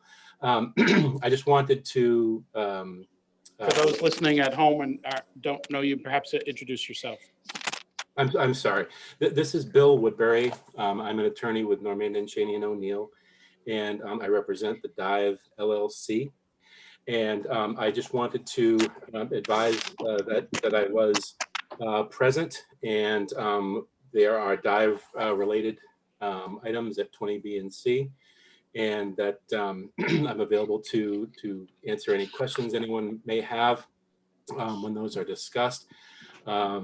Generally speaking, we have continued our productive negotiations with the city with respect to the lease in question, and again, we're committed to doing our best to see it through and make sure that everyone's questions are answered at all times and their issues are addressed at all times. So with that, I'll simply, having made my presence known, I'll be quiet. Thank you, Attorney. I appreciate your assistance on this and your willingness to participate if questions arise. So hang tight. Thank you. Yes. Are there any other citizens citizens with comments on agenda items? Thank you. Seeing none, number 19 is the city manager's report. Thank you, Mr. Mayor. So you do have a couple of reports in your agenda packet that I will get to momentarily. I do want to let you know a couple of things. First, I have administratively approved a couple of change of dates for fireworks and/or loudspeaker ordinance, typically for weddings that were on holiday weekends on Sundays, that we had approved to go from 9 o'clock until 10 o'clock. And because of COVID, some dates have changed. So rather than make them go through it again administratively, I've approved those, but there's nothing out of the ordinary on that. Today was also the first day we've opened up City Hall to the public. Some new controls were put in place. We had various staff folks over the course of the day, including our city clerk, our assistant assessor, and our planning administrative assistant take turns kind of helping out in the lobby, making sure people socially distanced, helping to check to make sure whatever they were here to do as a function, that they had the right paperwork and stuff so we could get them in, get them out. I have to say, even though we've been encouraging people to continue to do a lot of stuff online, there were many people who were very eager to see our faces in person today. And we had not a long line, but we had a steady line all day long today. Are you literally including until- yourself in that? People were happy to see you? No. I think they were Oh, happy okay, to see fine, the all right. folks and the tax. And Just want a those folks. clarification for the record, No, okay? nobody came down to see me, so I think that tells you all you need to know right there. But so staff did a great job. Appreciate our parks and facilities folks with getting everything up. Glenn Smith took the lead. We've got again appropriate plastic shields. We've got hand sanitizer. We've set up a phone in the lobby, so whoever's out there helping facilitate, or I call them the greeter, can connect with different departments. And again, there was still a lot of things that people can do online, but we are here, and the phone, between the phone calls today and the people standing in line, it was a crazy day, but a good day, a little bit of normalcy going back. So again, thank you to everybody involved for kind of getting us open. Library is still going to be on a call ahead, and they'll get books or materials for you and put them out for curbside pickup. Public Works, again, not probably quite as much foot traffic there, but one person at a time in the lobby of Public Works to get a recycling bin or to get a sewer permit or a driveway permit, those types of things. So slowly we are taking those steps and moving back a little bit. So stay tuned as we get more to go along. So in the project updates included in your packet this week, probably the biggest one is the state project at the Weirs at the bridge got completed, and the bridge was open on Friday. So it was open all weekend. That was about 5 or 6 days ahead of schedule from a no more than 30-day complete closure and detour. So I know that made a lot of people very happy. Concurrently, we did make the decision, even though we had said, and I brought this to the council in the past, but I want to help you all celebrate some successes here. We weren't going to work on Union Ave while we were doing the Weirs Bridge, but because of the stay-at-home order and because of no school extension and just the lack of vehicles, it really turned out to be a perfect time to work on that retaining wall along Union Avenue in front of Irwin. So that work is now completed, and I believe starting tomorrow we'll be in Union Ave with alternating one-way traffic, some days working on sewer lines. But we shaved about 3 weeks off of that project by being able to get that retaining wall done while traffic counts were down. And that'll get the Union Ave project wrapped up at some point in August rather than 3 weeks later in September. So as we start to open up a little bit more, that may not sound like a lot, but to get us out of there 3 weeks sooner with the remainder of summer is really huge into the fall. So kudos to everybody. I know there were a few days of inconvenience and where we had to do full cuts and close it off, but overall, I think for a couple of days of inconvenience to gain 3 weeks was big. So that was a positive out of that. Scott, if I could just interrupt you just for a second. I think the staff here in the city, or you, probably Department of Public Works takes the brunt of the feedback when things go on too long or don't go just right when it comes to public works projects. But, it was great to get a notice on Friday afternoon that the Weirs Beach Bridge was going to be open ahead of schedule. And having talked to you about this more than a month ago, when the prefab portions were held up in Vermont and the work that you put in to make sure that we would have an opportunity to get them here, I just want to say thank you for that work. It's thanks. But great, I appreciate that. And again, staff does a great job. And this was obviously a project that we partnered with the state on, but a lot of moving parts and a lot of people pulling in the same direction to get this done. So it's very, very positive. And again, in this day and age, you got to celebrate your successes when you have them. That's my message. And again, Court Street, basically a few punch list items. The whole downtown, we had one tip down in the Main Street intersection that one of the poles, the bases on it was rotting, so we needed to order a special base, and that's why that one tip down on the corner by the library was not completed. Some work was done on it on Friday, and I think at this week we'll get that final paving. That'll all be done. While we're talking about that intersection, we have a gremlin or a ghost or something because somebody is pushing the pedestrian crossing signal on every cycle, and we got a little glitch in there that we're troubleshooting. But if people see that after the 3 legs of the street lights, that every time the pedestrian crossing goes on, we know about it, we're working on it, but I think it might be Councillor Hamel out there sneaking behind some bushes or something and pushing the button for us. The work on Bond Beach, we had a couple of weeks left to go. They started that on May 18th. Supposed to be wrapped up probably no later than the end of next week, maybe even a little bit sooner than that. So good news on the projects. And then going into the economic development report, again, this covers our data on unemployment through the end of March. And you have to think that when the order came down to close schools, that came down on March 15th, and then some of the business closures came in a week or two after that. So when you look at the March unemployment number in Laconia and the state, it was anywhere from 2.5% to 3.1%. Obviously, we know that's going to be a different situation when we look at the April numbers. So a little bit of a lag there, so I'm not going to put too much more into that. On the second page of that report, we also saw this coming, the April Consumer Price Index CPIU number, which is the inflation number.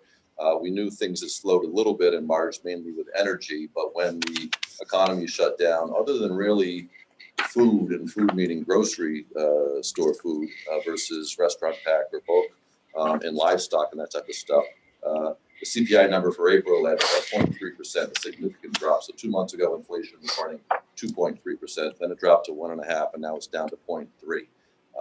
So we'll have to see where that trends over the years. But as you know, that's one of the components in our CPI that we use for our budget next year at this time. So we're not going through this year's, and staff and I are already kind of looking at that number. And the second component is our building permit data. And again, we'll have to see how active building new construction, where people are with the finances, with the stock market having taken a hit, but coming back a bit. Are people secure enough to make investments in building? The flip side to that is we have some historically low interest rates, which if there were to be a time to borrow to build and make an investment, now's the time. So we'll need to watch both of these, but the inflation number in particular with energy and some of the raw materials, significant drop, and again, not unexpected. So with that, I can stop there and take any questions anybody may have. Questions from the councilors? Councillor Hamel. Yes, I'll echo what the mayor said. Good job, Scott, you and the state getting that bridge done. I went up there, and that's quite an improvement right there. It really looks nice, and they're going to be concreting the sidewalk, which we asked them to do, and they are going to do that. They took all the old concrete out, and looks like it's getting ready to put new stuff in, so that's a good thing. 2 questions. Court Street. September after Labor Day will be coming soon, and we'll be closing that down for the repair of that bridge over Durkee Brook. Can we have some kind of a document or explanation of how safety services, police, fire, EMS are going to get to the places on the other side? It kind of concerns me a little bit with the St. Francis home there, of the long ride of the bypass. But is there some way that some kind of documentation could be given to the council to advise us on how that's going to work? Absolutely, we can do that. And, that's targeted for September. And that's one of the things that we're talking with staff and potentially even the state as to whether or not we want to delay that project maybe into the spring. And the real reason is, if we're just starting to open up the economy and we go to another closure like that and what is going to be similar to what's in the Weirs, it would be about a 30-day closure, give or take, and then back to alternating one-way traffic while we wrap that up. We really need to see where we are as far as the state, the economy, the opening, what's happening, and try to determine whether that makes sense to pile something else on this fall or pull back and get a little time under our belt. So either way, absolutely, we will get that information to you and be speaking of the plan. And just quickly back to the Weirs Bridge, while it is open, we still do have some work going on for a couple of weeks, and they'll be alternating one-way traffic while they do the sidewalks and the approaches and that type of stuff. So we're just open. Again, probably not a lot of heavy traffic this time of year, but there will be still some impacts while we wrap up while the state wraps up the final punch list. Okay. And back on Court Street, I was just wondering if we should revisit whether to make that an alternating, do one side of the bridge at a time, where there's, businesses and medical facility on the other side of that, which would be tough to get to. Absolutely. We can take a look at that again. We know that extends the amount of time that we're there, and I think the cost a little bit, but nobody anticipated this type of a shutdown of the economy and the impact. And, we know we've been impactful on Court Street for a couple of years and finally have it great. So we'll bring some options, some cost, what the state's thinking, timing, and before we get our ducks in a row on any one particular approach, we will vet that and share that with all of you and get buy-in from the public. Okay. Says, I remember when we did the Fair Street Bridge, that was going to be a total closure, but then with the businesses and the traffic using that from the industrial parks, the city decided to leave it, do it half at a time. So okay. Anyway, the other thing is the Busy Corner, the park at Busy Corner. It's getting to look pretty bad. The sprinkler system hoses are above ground. A little concerned with that. So I was wondering if maybe some bases could be touched on that. Absolutely. I'll make sure we address that with staff. Okay, thank you, Scott. That's it. Thank you, Councilor Hamel. Any other questions from councilors of the city manager? Councilor Cheney. I think all of us got a letter from a gentleman in the Weirs regarding trash pickup and issues of excessive trash. And I was hoping that the manager could tell me, how do we assure that the vendor, the garbage collector, only picks up the 7 that the ordinance requires, and that this sort of condition, it seems to me there may be a code issue here as well, but there's quite a few pictures that appear to me to be a violation of our ordinance. Yes, thank you. That's a great question. This particular property in reference has been on our radar and has been challenging for a couple of years now, probably at a minimum. The owners collectively own several properties and do like to spread out barrels in front of other houses to kind of skirt the how many barrels of trash being picked up. I can tell you that our folks at Casella are usually very good about reporting out or putting stickers on barrels if loads are too big. So I know Public Works was copied on that. I have forwarded to our code enforcement department as well. I have not had a chance to touch base with our Public Works director on it today, but I know he's copied on it. We will definitely address that. And I think just from the volume that's there, it's probably at the point, even though the property owner built an enclosure and did some screening of it, you can still see a lot of loose trash there, a lot of blowing. It's drawing a lot of wildlife. And I think we're at the point where we're going to be looking to require a private dumpster with a closed lid on it that's handled, because especially I think their trash pickup is normally on Monday, which is today, but they've got stuff, especially in season, 7 days a week from being very busy there, and probably this time of year more from the weekends. But if there's stuff piling up Friday, Saturday, Sunday, it's blowing. It's critters are finding it, and yes, it's been going on long enough, and I certainly can appreciate the frustration. And those pictures are great because we got it. Hard to argue against them. Yeah. Can we, at the next meeting, perhaps get a report back on Absolutely. action we've taken? Thank you, Mayor. Thank you. Thank you, Councilor Cheney. Any other questions of the city manager at this point? Seeing none, I will move us along to new business, which is number 20 and 20A, which is the first reading of Resolution 2020-05 relative to the 2020 Assistance to Firefighters Grant. This is relative to authorizing the city manager to accept and expend a grant on behalf of the city in an amount up to $12,500 for the Assistance to Firefighters Grant, and to request to schedule a public hearing on June 8th, 2020.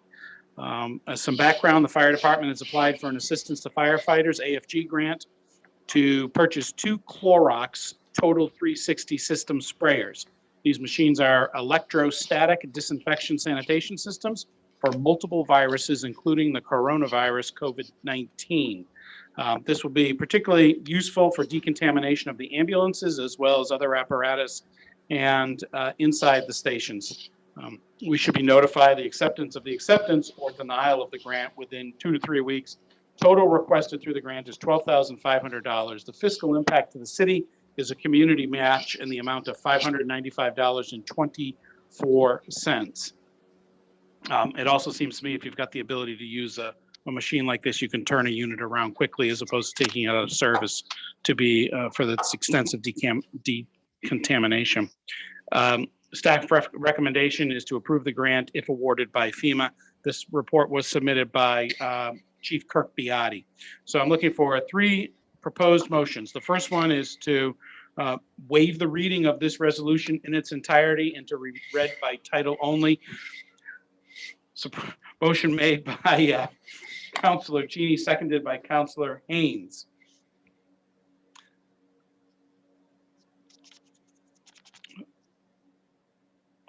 Discussion on that. Seeing none, I'd ask the clerk to call the roll. Councillor Cheney, Yes. Councillor Bounds, Yes. Councillor Whitman, Yes. Councillor Haynes, Yes. Councillor Hamel. Councillor Hamel. I think you're muted. Yes. Councillor Felch, Yes. 6 votes in the affirmative, that motion passes. I'm looking for a second motion here to move a first reading of Resolution 2020-05 relative to authorizing the city manager to accept and expend a grant on behalf of the city in an amount of up to $12,500 for the Assistance to Firefighters grants. So made by Councillor Cheney, seconded by Councillor Haynes. Discussion. Seeing none, I'd ask the clerk to call the roll. Councillor Cheney, Yes. Councillor Bounds, Yes. Councillor Whitman, Yes. Councillor Haynes, Yes. Councillor Hamel, Yes. Councillor Felch. Yes. 6 votes in the affirmative, that motion passes. And finally, looking for a motion to schedule a public hearing on June 8th, 2020 during the regular council meeting to gather public input prior to adoption. So made by Councillor Cheney, seconded by Councillor Haynes. Discussion. Seeing none, I'd ask the clerk to call the roll. Councillor Cheney, Yes. Councillor Bounds, Yes. Councillor Whitman, Yes. Councillor Haynes, Yes. Councillor Hamel, Yes. Councillor Felch. Yes. 6 votes in the affirmative, the motion passes. We'll have the hearing in a couple of weeks. Second on new business is number 20B, which is the first reading of ordinance 2020-229 to amend chapter 229 wharves and request to schedule a second reading and public hearing on June 8th, 2020 during the regular city council meeting. The city, as we all know here, is in the process of negotiating a lease with the Dive LLC for a proposed dock expansion at the city's public docks in Weirs Beach. There are several sections of the city code, section 229 as it currently exists, that would cause the lease to be in violation, specifically in the areas of commercial use and leasing, docking timeframes, and the consumption of alcohol at public docks. Legal counsel has reviewed the language in section 229 and made revisions, resulting in the changes reflected in the attached ordinance 2020-229. This report was submitted by City Manager Scott Myers. I'd ask him to maybe fill in the little on the edges there. Thank you, Mr. Mayor. So there were a couple of items after the approval of the lease for the Dive that was brought to the attention that this would need to be amended in order to enter a valid. Muted. So under 229, The manager's muted. let me start again. So after we voted to approve the dive lease a few weeks ago, it was brought to the city's attention that there were a couple of sections of Chapter 229 that we were in violation of. And the first one would be under 229.3 that says commercial use restricted. So the last paragraph in 229.3, after allowing for the mail vote and that type of stuff, says the city council may, comma, in its sole direction, comma, lease public dock space to one or more commercial enterprises on such terms and conditions as it may deem appropriate. Prior to entering into any such lease, the city council shall hold at least one public hearing on the proposed lease. So that would be new language. And that is also the reason that even though you approved the dive lease 2 weeks ago, that if this is going to pass, then the dive lease needs to come to a public hearing. And that's the next item on the agenda that would move that to the public hearing concurrently. And it doesn't mean that you have to do both, but we put them there just to be timely, if you would. 229.4 did not have any changes to it because capital letter C talks about time limits shall not apply to leased spaces. So even though it talks about the more of the boats, that didn't come into play. 229.5, we amended. Basically, it was precluding any consumption of alcohol while at the docks. And while we felt it was still appropriate to keep that in place for any day boaters, public boaters type of stuff, the last line reads, this restriction shall not apply to properly licensed commercial enterprises operating in a leased space. So a commercial boat just couldn't pull up and tie there and turn into a boat. They would also need to be properly licensed and have a lease with the city. One minor change under 229.6, the first line under A said, the police department shall enforce the provisions of the chapter, which allow the police to go in and remove boats and have it towed or whatever and stuff. And rather than shall, we just soften the language so to say the police department may. So at their discretion, they could certainly do that. But we didn't want it so black and white that they had to anytime there was somebody who was there in violation and we couldn't find a boat owner. So those are the changes. This would be referred to a public hearing in 2 weeks for public hearing, second reading in action, should you choose to do so. Thank you, Scott. So in order to move this along to discussion, I think we have three proposed motions here. The first motion is to waive the reading of this ordinance in its entirety and to read by title only. So made by Councillor Cheney. Councillor Haynes. Second by Councillor Felch. Discussion on this portion to waive the reading of the ordinance in its entirety and to read by title only. Seeing no discussion, I'd ask the city clerk to call the roll. Councillor Cheney, No. Councillor Bounds, Yes. Councillor Littman, Yes, and I would like discussion of the public hearing. Councillor Haynes, Yes. Councillor Hamel, Yes, I'll vote yes, but we need to have some discussion on this. Councillor Felch, Yes. 5, yeah. With 5 votes in the affirmative, that motion passes. The second motion we'll be looking for is a motion to move a first reading of the ordinance 2020-229 to amend Chapter 229 Wharves. Motion made by Councillor Felch, seconded by Councillor Haynes. Discussion. Councillor Bounds, I think you're raising your hand.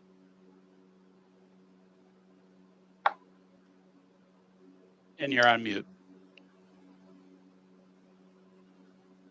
Can you hear me now? Yeah, loud and clear. It's not that I'm opposed to this change in the ordinance, but I'm thinking that it may be premature at this point in time. I don't know whether to address the prematureness at this time or at the public hearing, but there are other unanswered questions with respect to the dive lease and the wharves and this chapter. So my thought is it's maybe premature at this time. Thank you.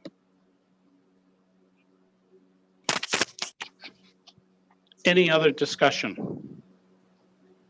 Yes, Mayor, this is Council Lippman. Yes.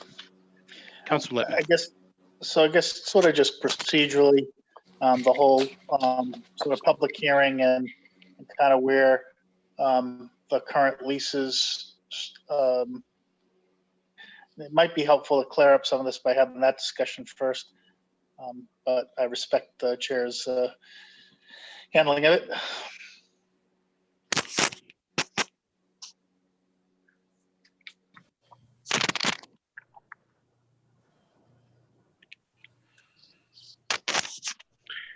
I think your point is good, Councilor Lippman.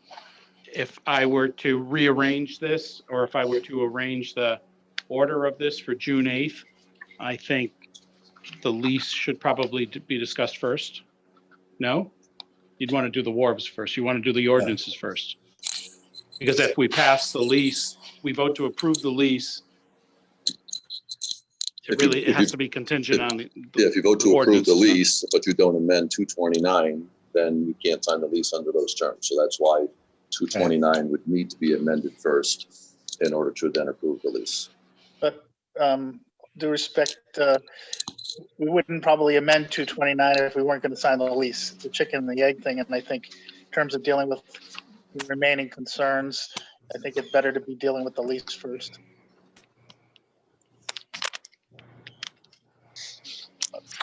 Well, I anticipate both will be moving to a public hearing on June 8th. In the interim, perhaps we can have that discussion and get some consensus on what the proper order is. Councilor Hamel. Yes, thank you, Mayor. I still have a few concerns on the lease agreement. I haven't had a lot of time to read it. We got it late in the afternoon. But under number 3, with the extensions. Well, but this, sorry to interrupt Councilor Hamel, but that may be saved for the discussion of the lease, which is next up on the agenda. This is just 229 in the ordinances. Okay. Does that make sense? But certainly we can circle back to it on the next issue, next topic. Well, I'm not ready to go to a public hearing on 229 until these other things are looked at. I mean, we passed, this thing was passed the last meeting, and then come to find out, we got a lot of stuff that wasn't allowable. You know, I just think the speed we're doing this with some unknowns here shouldn't happen. That's my opinion. Fair enough. I'll wait for your decision. Councilor Felch. Yeah, I think we can change the ordinance without signing the lease, as far as that goes, whether we're going to or not. It's just a change of the ordinance, which just allows us years from now to make these decisions.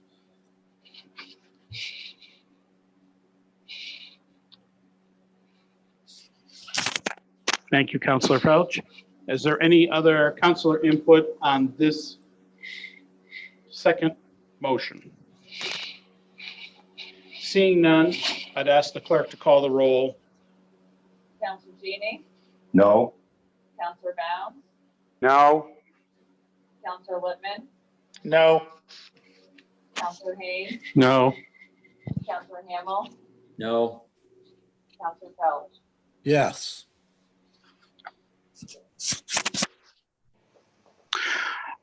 So this motion on amending Chapter 229 fails. 1 in favor, 5 opposed. Mayor, I think the voting reflects kind of the situation that we talked about, and I think a number of the councils disagree with the ordering of how we're handling this and the lease. So I think that we ought to revisit our strategy here in terms of how, I don't think the intent is necessarily to block this. I'm not sure whether this third motion is relevant then. If No, it's not. the second one is No. defeated, so the third one's not relevant. So I guess I respectfully was trying to initially get us to handle this order so we wouldn't have this result. So I'm not sure we can go backwards at this point, but city manager. So at this point, this particular item has failed on the second motion, so the mayor's right, there's no reason to go to the third. If the council wishes, you can go and take up the next matter, which is moving the dive lease to a public hearing. And depending on what you do with that, somebody who's on the prevailing side, which basically was a 1 to 5 negative vote on that. So any one of the 5 after the dive discussion and or possible vote could make a motion to reconsider 229 if they chose to, because you're still in the same meeting and it's already been noticed. Makes sense to me. So it seems to me, let's move along to 20C on the agenda,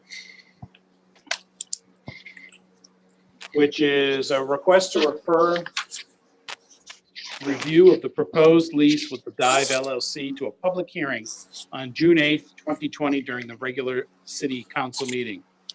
At the current time, the lease with the Dive LLC for a proposed dock expansion has not been finalized. In order for this proposed use to occur, it's necessary to make changes to Chapter 229 of the city's code dealing with wharves. If the council approves the ordinance revising Chapter 229 as proposed, a public hearing on the lease would be required before it is formally approved. So we have all been provided with the latest lease agreement, and I would ask the city manager to go through it, making special reference to the areas that were addressed and modified since the last meeting. Thank you, Mr. Mayor. So at the last meeting, the vote to approve the lease passed on a 4-2 vote with a stipulation, obviously, that the combined changes that you brought forward be incorporated and that it be reviewed by our legal counsel, obviously myself, Mayor Hosmer, and Councillor Bounds. And all of those changes were captured, including an additional one Councillor Bounds had about having the cost estimate for the construction of the new finger dock included as an attachment to the lease for the reference point. So on the email that went out to you this afternoon under the lease agreement, on page 1 of 10 under dock expansion, the very last 2 sentences were added based on Councillor Bounds' request. So they read, attached here to, incorporated here and made a part hereof is an estimate of cost for the construction and renovation of the new finger dock. The dive shall post a construction bond in the full amount of the estimated construction costs. So that document which you received, which shows the approximate square footage of the finger dock and the cost of including contingency and engineering of about $157,000 is now an attachment to this lease.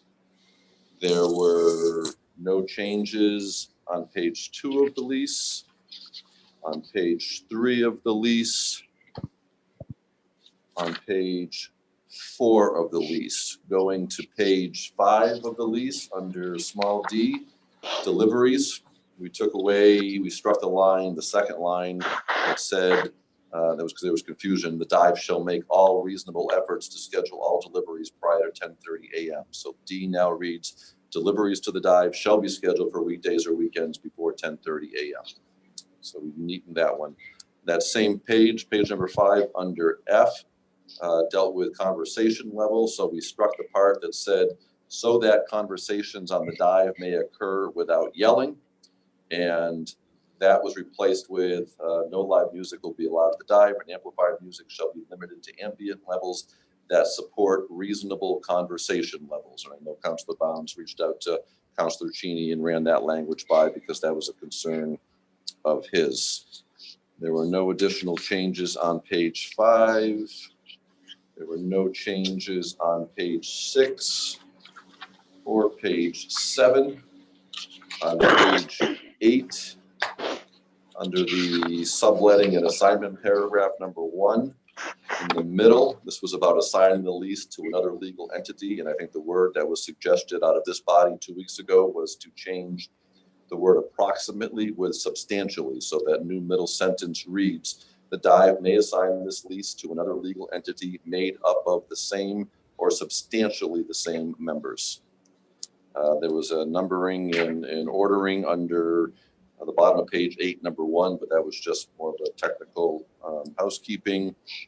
On page 9, clarified a concern that Councilor Hamel had about responsibility of the utilities separate from who's responsible for maintaining the dock.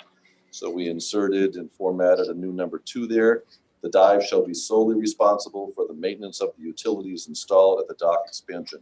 The Dive shall reimburse the city for all cost of repairs to the dock expansion within the first 3 years of this lease agreement. And that was a concern about why would we be footing the bills to repair a brand new dock, especially in the first 3 years when we were not receiving any rent under that. And other than at the last page, adding the construction cost, those are the changes that were incorporated based on all of your feedback. And again, the review of Mayor Hosmer and Councilor Benz.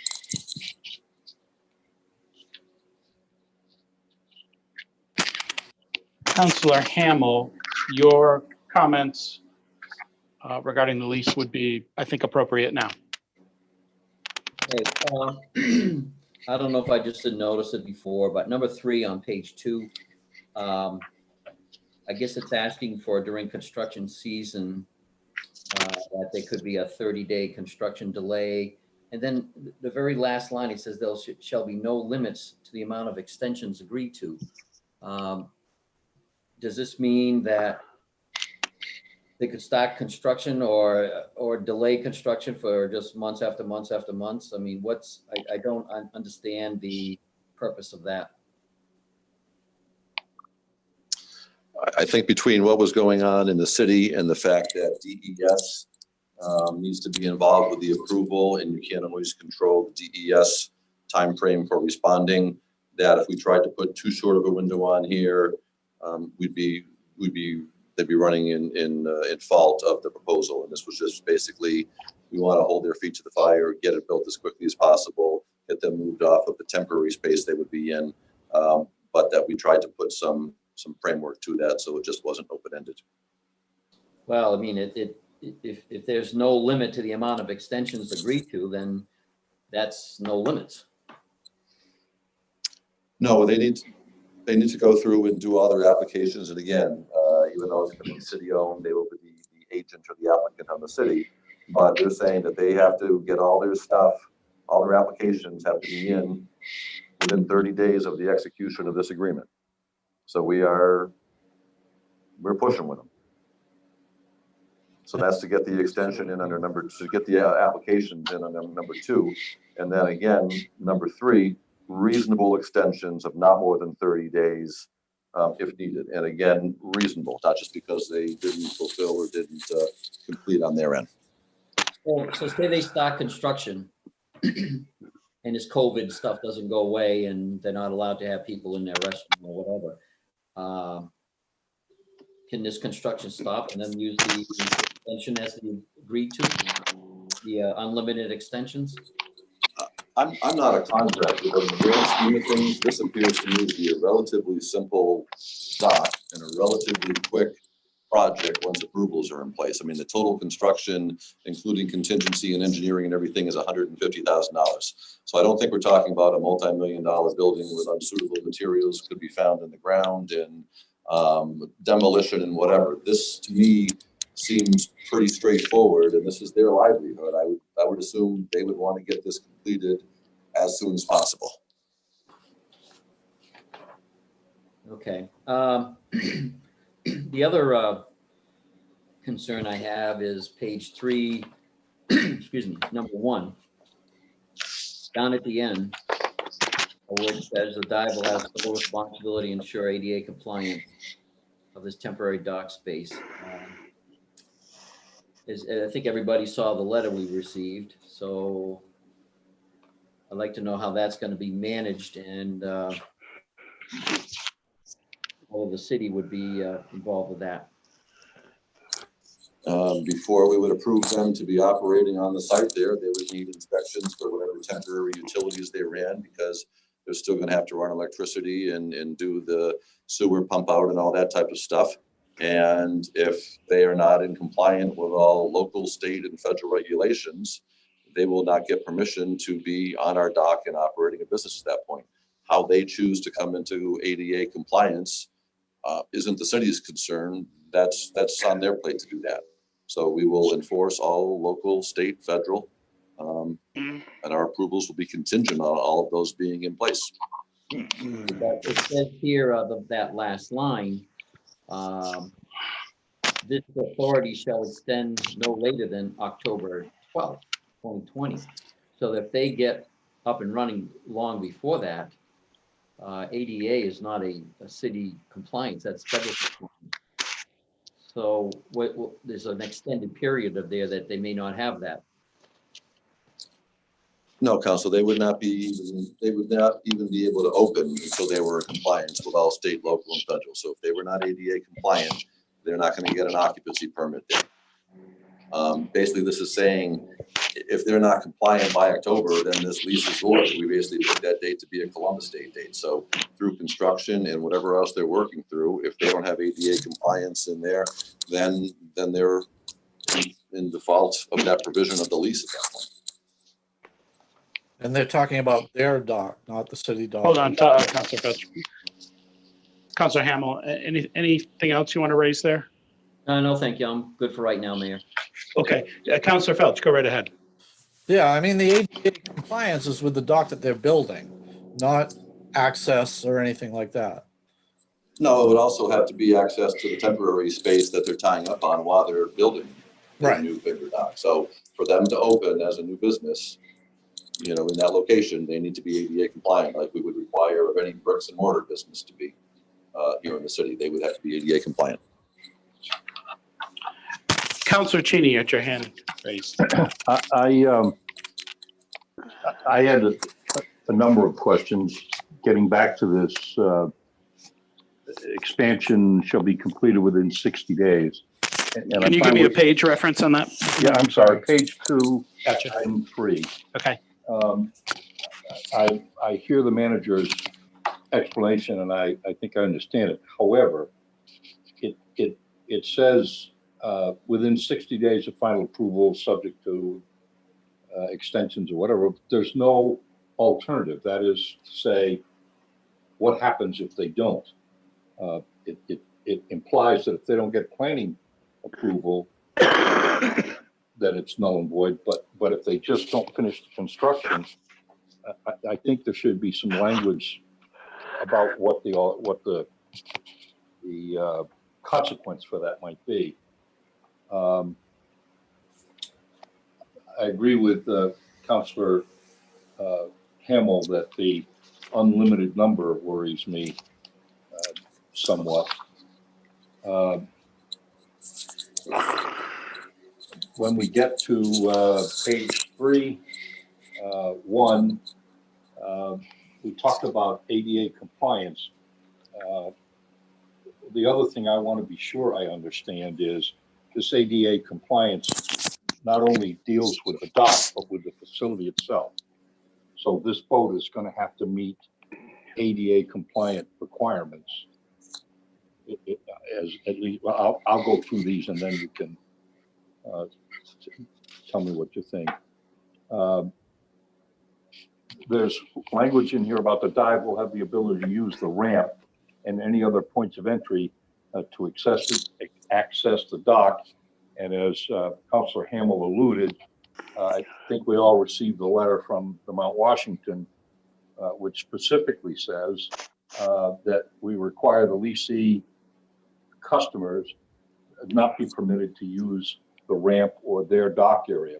So I'm wondering what requirement there will be to get by that. I understand they can negotiate, but I think that needs to be explained before I can vote affirmatively here.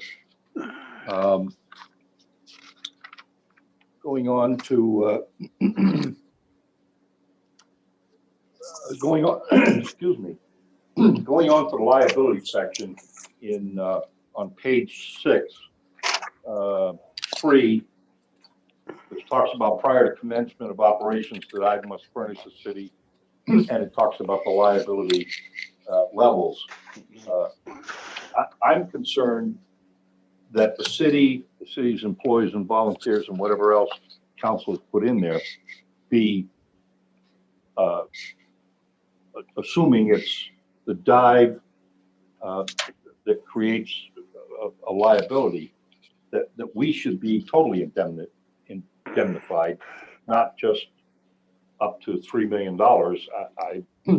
Potential for a lawsuit be in this day and age more than $3 million is significant, and I just think the city needs to make sure we have no liability. Getting on to subletting, it says, talks about consent shall not be unreasonably withheld. And I hope we can explain that to me so I understand what the standard is. I mean, I'm sure to lawyers, unreasonably withheld makes all sorts of sense, but it doesn't to me. And then finally on page 9, at the top of the page, it says the city is to ensure within reason that as long as there is public access to the public docks, there will be access to the dock extension.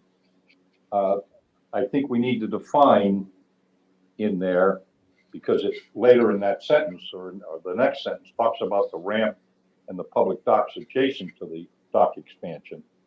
I'm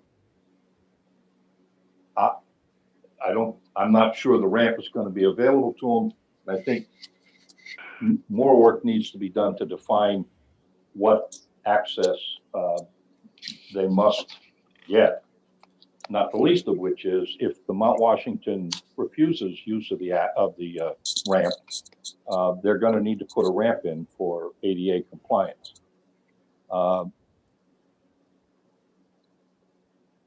I guess that about does my musings on this subject, Mr. Mayor. Thank you. I'm sorry if it's. Thank you, Councillor Cheney. I look to the city manager right now. Is there anything there that you'd like to address that was itemized by Councillor Cheney?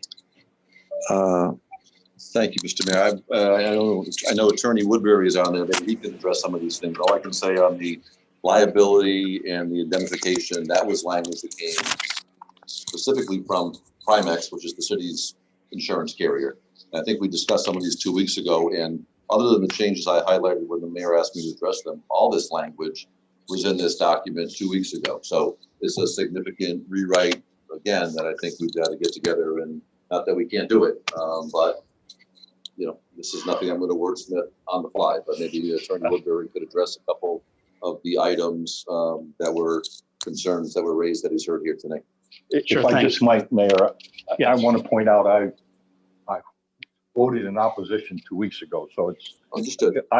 They may have voted for it. I agree, but we incorporated all the changes that were brought forward and it was reviewed. And truly, if it wasn't for the change in 229, that at least would have been signed by now, and it would not have come back before the council. But I guess that's part of what bothers me is that we keep pumping into things. You know, last time we talked, it was ADA stuff, and now it's 129, and I just worry we're moving too fast. Understood. Thank you. Thank you, Councillor Cheney. Attorney Woodbury, I know you're on the line and your hand is up, so perhaps you can address some of these concerns, and I would keep it narrowly focused, because though I respect my colleague here and Councillor Cheney, I think a number of the issues that were raised and raised by Councillor Hamel.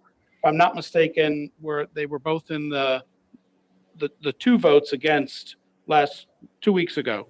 So I want to address their concerns out of respect, certainly, but I just want to make sure your comments are narrowed here. Sure. No, I'll keep it as succinct and focused as I can. You can hear me okay? Yes. Thank you. Okay. Okay. Well, first, thank you for your questions. Councillor Hamel, the question regarding the unlimited extensions there, really it's if you look at the prior sentence, it talks about delays for reasons beyond the dive's control. That was really the motivation, behind crafting that language. As Manager Myers said, our motivation is to get this completed and get the business running, and try and get to normal operation absolutely as soon as possible. But you never know what delays you're going to run into with construction companies, DES, things like that. So that was the purpose behind that. Not simply some big carte blanche. As far as Councillor Cheney's suggestion with respect to some language with respect to if there's not completion that is within the dive's control, certainly language can be placed in there that would address that if the council sees fit to do that. Certainly reasonable.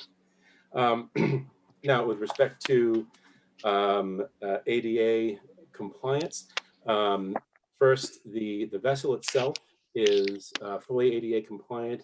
The compliance with respect to vessels is state regulated in the dive itself. That the barge meets necessary requirements. As far as compliance with any and all ADA requirements, those will be complied with at every turn. And as Manager Myers said, we would not get a certificate of occupancy were that not the case. As far as the ramp goes, yes, we received the information, regarding the preference from the flagship company. I reached out to Mr. Marash today, in fact, and I had a nice conversation with him. He's not in any position to take any position at this moment, but my hope is that we continue to discuss this flagship company ourselves and the city to arrive on some reasonable accommodation here. I mean, our position is that we are able to have our patrons using the stairway that's halfway down the boardwalk. The vendors can use the stairway halfway down the boardwalk.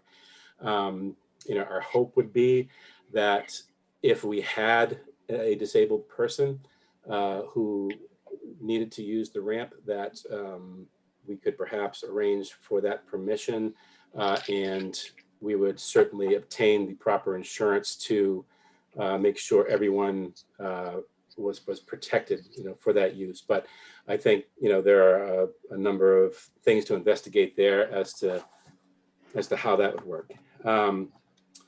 As far as Mr. Cheney's indemnity question, certainly willing to entertain language there.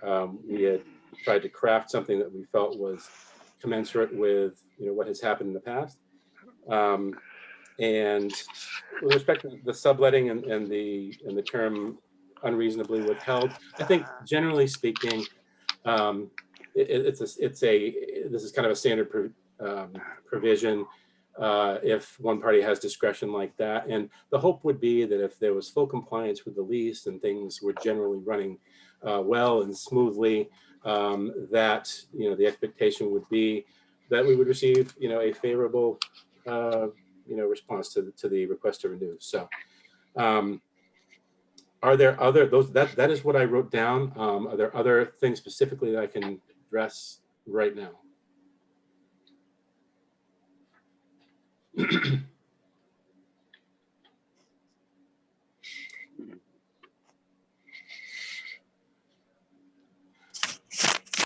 Councilor Cheney or Councilor Hamel, based on, is there anything that you would like Attorney Woodbury to address? Well, I'm sure it can't happen tonight, but I would like to see some kind of documentation from the flagship company that specifically says that. It's not on the. Okay. That specifically says that the dive can use the ramp as a ADA access to their venue. So to me, without that, I don't know if I could vote for this tonight. And to me, that has to be addressed first. On the ADA. There are other, I'm sorry, am I still on? You are. Yes. There are, in the 2 years that the dive has been in operation, there was a single request for an individual in a wheelchair to access the dive. It is fairly rare, and there are other accommodations that can certainly be made. For instance, the dive has a smaller boat referred to as a tender. And the tender would be able to pick up an individual at another location who was in a wheelchair and bring them to the dive and facilitate safe transfer. The tender is a very stable pontoon type vessel, which would allow a wheelchair to move easily from the tender, from the dock to the tender and the tender to the dock. There are methods by which we can accommodate individuals in the interim, as this is discussed. Also, it would be our intent to indemnify the Mount for any use of a ramp. And again, I mean, I've reached out, but there's, those negotiations are just beginning. I understand what you're saying, but if other restaurants have to have that ability, the city just went through several, probably hundred thousands of dollars to do their the intersections updated to ADA compliability. So it's required whether people use it or not.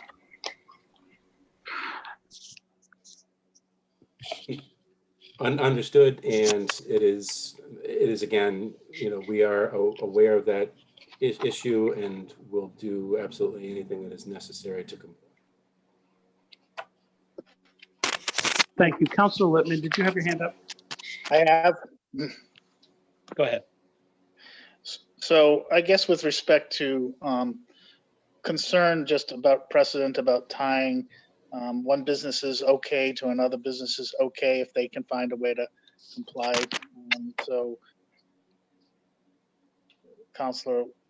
legal counsel comment about there being an alternative means. If they make that representation, that would satisfy me on that particular concern. I feel that it's appropriate for us to make that tying here. In terms of the suggestion by Councilor Hamel and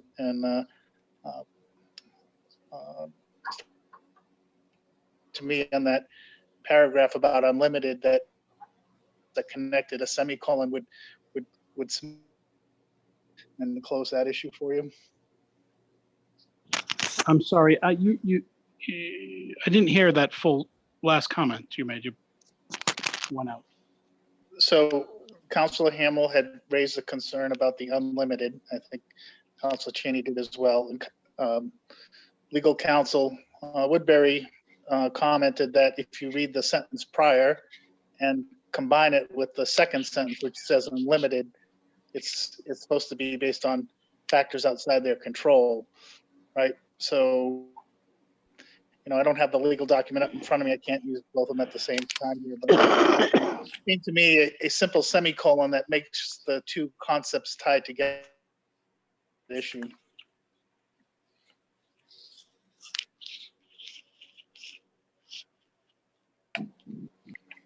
know if Mr. Woodbury would concur or not. Yes, absolutely. Yep. In terms of liability insurance, I do think that in terms of if there's a willingness to look at that for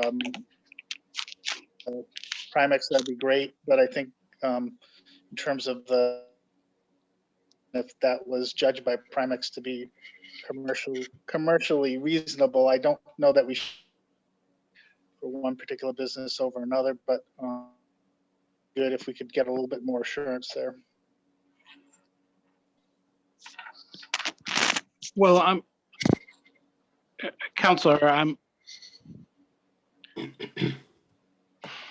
I'm going to assume if we ask for a professional opinion for liability limits, that they responded to this request in a thoughtful manner and gave us the proper limits. I mean, going back to asking them to reconsider, did you get it right the last time? I'm not quite sure it's not necessary, and I don't mean to take your underlying concern seriously, because I most certainly am. But it seems to me the professionals, being Primex, and we rely on them for their professional guidance here. If they've recommended these limits, that's what we have. There'd be no reason to question them. It's not my area of expertise, but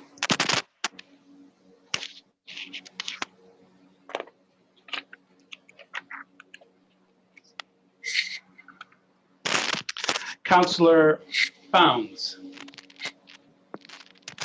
Could I respond, Mayor?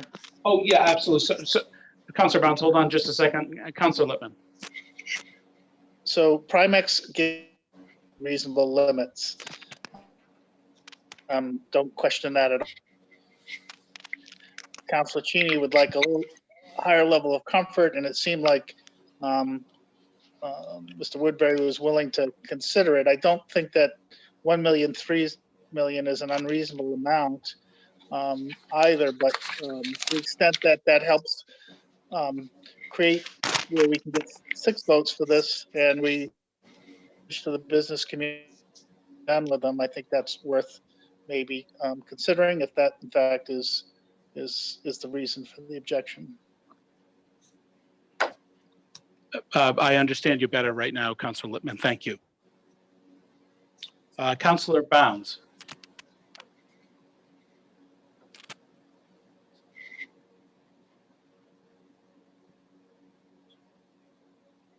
You're on mute. How's that? Sweet. I get confused. Can you hear me now? Okay. So it's clear to me that there are some councilors who are still concerned about the language in the lease, which is okay. If you got concerns, you should express them. We should address them, even if they're simple to address. My concern is, again, that this is premature. We don't know enough about the situation with the proposed ordinance that we've sort of put off till next session. We don't know enough about ownership of the ramp and the dock, which is a new one.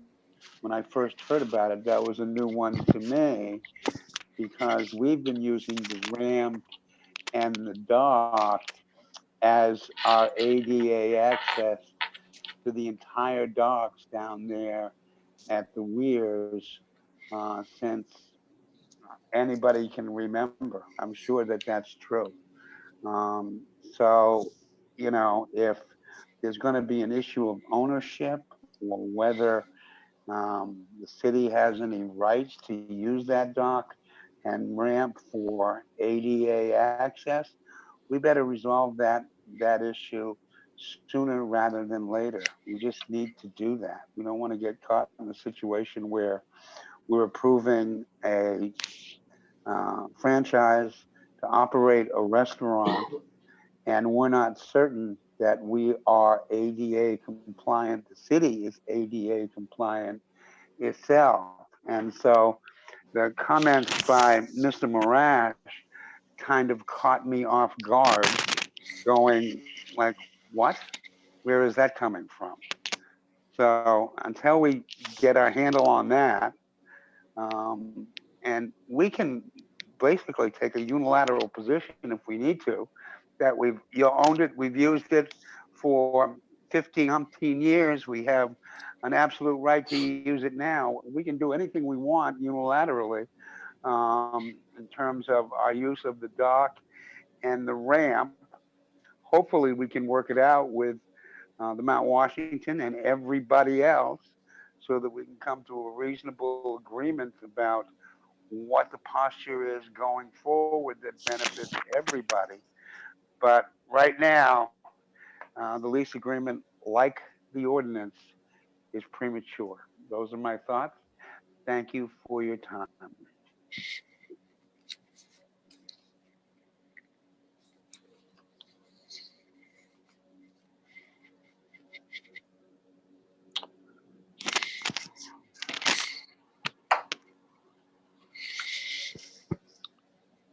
There are a couple of things that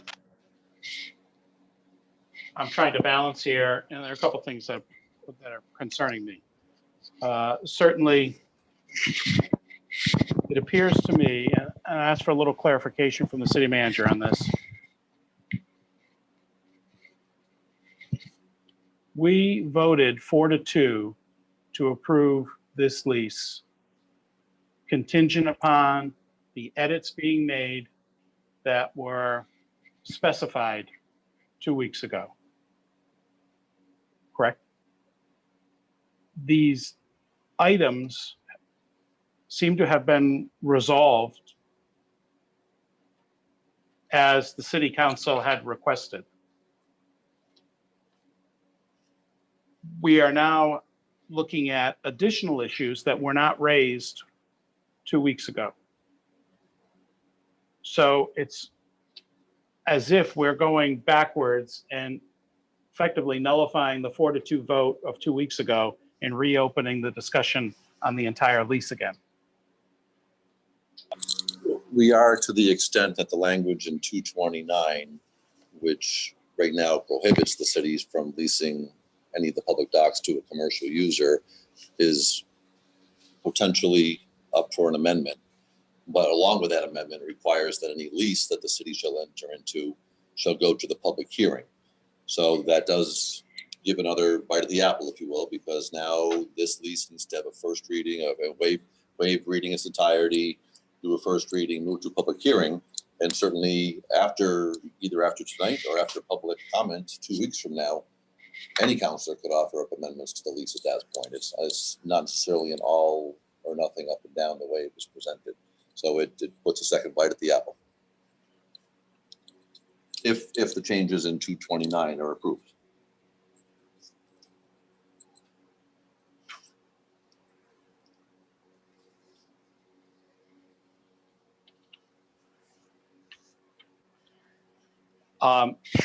Secondly,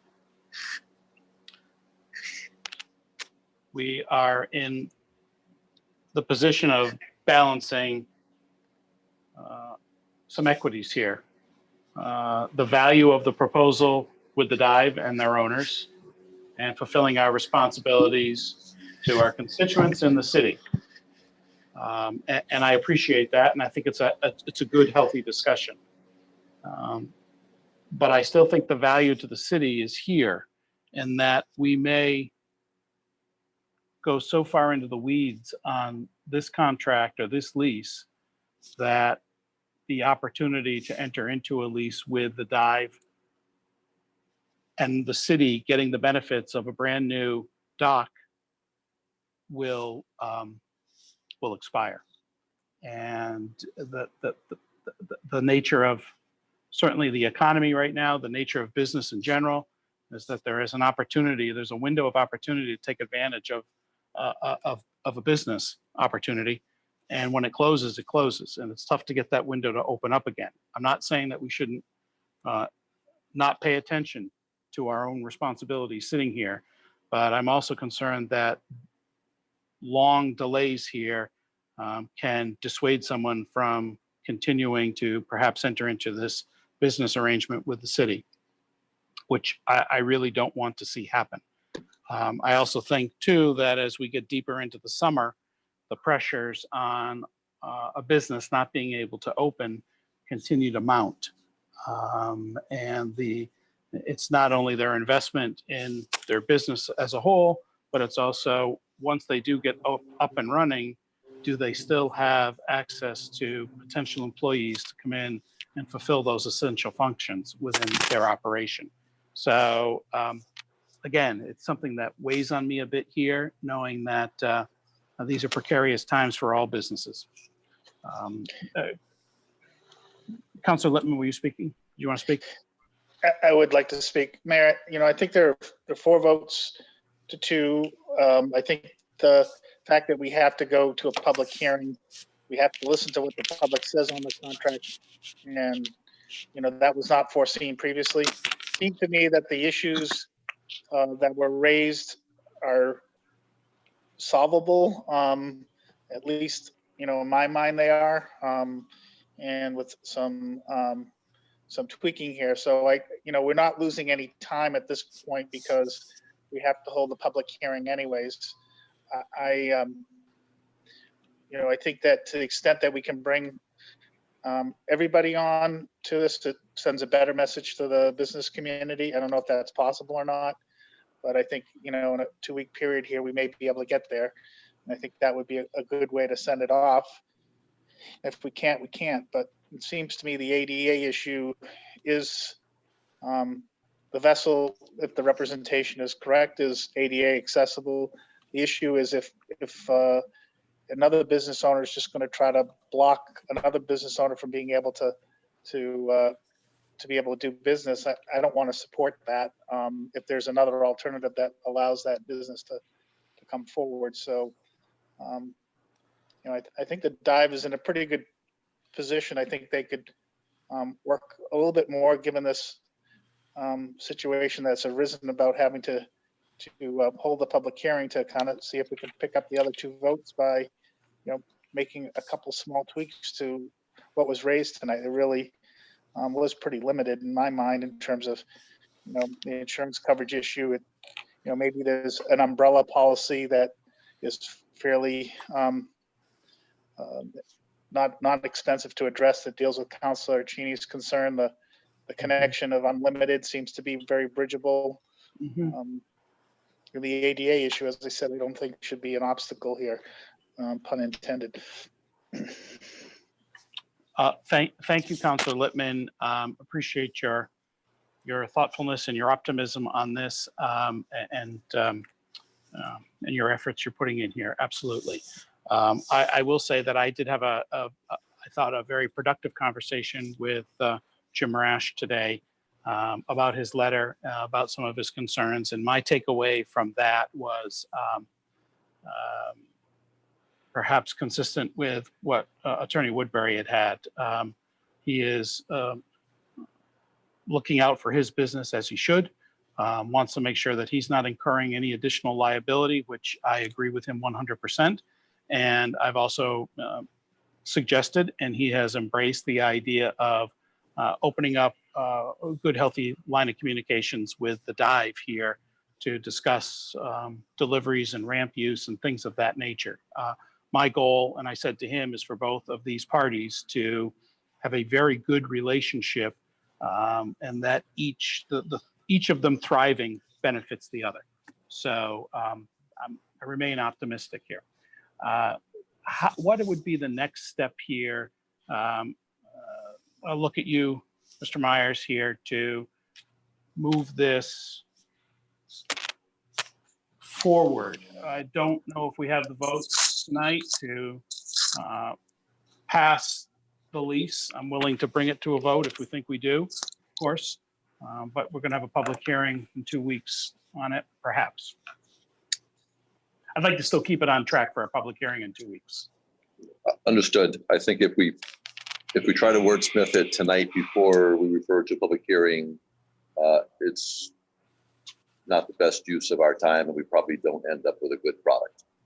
So we have two options. You either table it tonight and we bring a revised document back to the June 8th meeting that gets referred to June 22nd for a vote, or you have the public hearing based on how it's presented tonight, and then there's amendments offered up to it that staff can work with and have specific language, so we're not wordsmithing on the fly.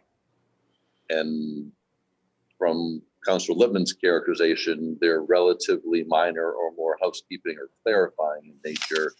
They're not substantive amendments, which, if that was the case, would really encourage you to put it back out to a second public hearing because they were substantive. So if the council had the discussion that these were not material and changes, both clarifying and wordsmithing, and the intent was very understandable by anybody, but we published this language with the knowledge by the council that there were going to be amendments coming after the public hearing when we take it up that will be staff and legal driven. So they are to the point, clear, and very specific as to what the language proposal should be.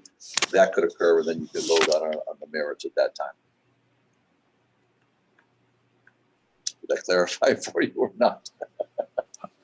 It was for a moment, no, but it sounds to me you gave us two options. Either table it and we come up with the language and we start with a clean sheet that gets referred to the public hearing, or if there's general consensus that these are more wordsmithing and clarifying and not substantive changes, you could move this language to the public hearing tonight if there was a vote with the gentleman's agreement, if you were, that we were going to modify it along the points of concern that were raised tonight in 2 weeks. Would someone be willing to make that motion on option number 2, which would move it along to a public hearing as staff continues to work on specific language with the owners of the dive, and we as councilors have an opportunity to review changes as we develop over the next 2 weeks? Is that the gist of it, Mr. Myers? Yeah, so I think if that's consensus to do that, you can take a vote to say, yes, that's our intent, not binding in 2 weeks. No one's bound by that vote to have to vote in the affirmative. And then you would go through the 3 proposed motions that are in front of you to waive it, reading in its entirety, have this as the first reading, and move it to a public hearing. So is that clear to councilors? And if it is not, I encourage you to speak up right now, or if you have another idea that might work.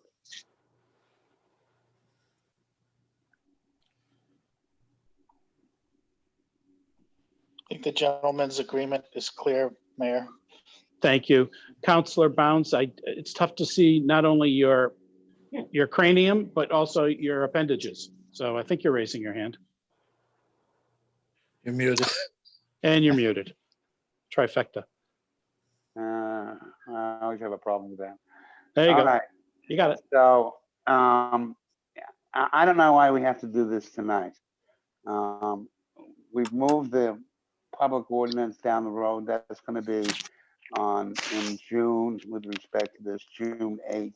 We can just consider this at the same time. Everybody can come up with whatever amendments they want. We're not delaying this unreasonably.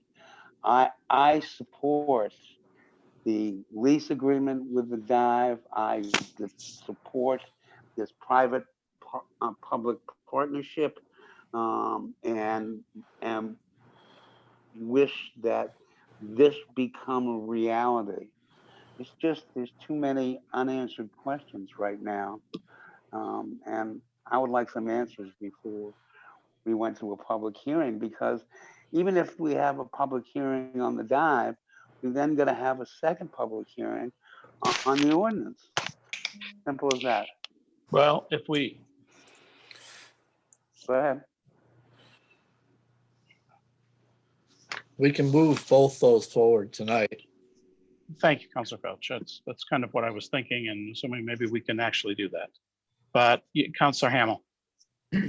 Yes, thank you, Mayor. I still have a problem with the ADA accessibility, and I'm not trying to be difficult here, but I think a resolution has to be presented to us before. I just don't want to see a physically challenged person trying to go there and they refused, and then they come back to the city because part of that is public dock, and we could be in a mess. So I think that needs to be resolved.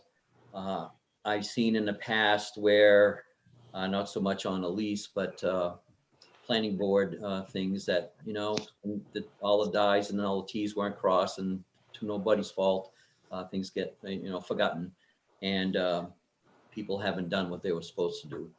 So I think that we just need to clean this up. And that's one of the important things to me. I mean, the other stuff is pretty good. I think we need to get that resolved before the public hearing. I think that question is going to be asked, so. Thank you, Councilor Hamel. Councilor Cheney. I think Councilor Felch is incorrect unless we can find one member who's willing, one of the 5 who voted to not move the 129 discussion forward. Without that and a vote changing what happened earlier, the discussion about the ordinance is not up for 2 weeks from now. I guess what I'm saying is you can't move both of them forward tonight, barring someone bringing it back up.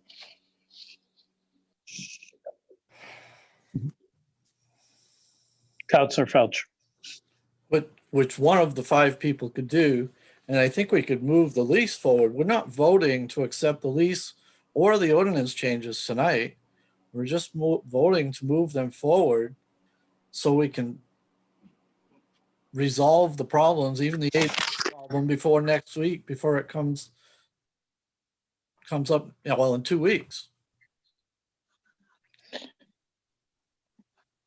Councilor Lippman. I agree with Councilor Felch.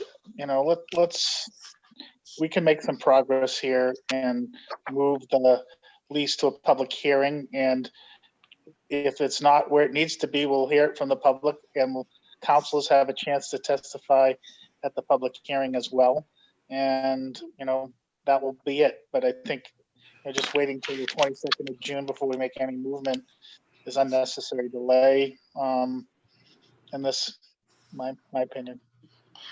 Thank you, Councilor Lippman. I share that concern. It's either going to move forward and we're going to hear from the public, or the amendments offered at the next meeting will either pass or not. And it will either, this opportunity will either live or die. So I would rather continue to move it forward with a good faith understanding that we will continue to work on a couple of the issues raised by Councilors Hamel and Councilors Cheney. And hopefully we can move the previous agenda item forward as well. But right now I'm trying to get a sense of whether we've got any consensus to at least address this issue on the lease agreement. Councilor, go right ahead. Sorry, if I could. I mean, where we're postured is we can schedule a public hearing. It's either resolved to people's satisfaction or it's not. And then we can take another vote on the 8th as to where we want to go with this. Right. True.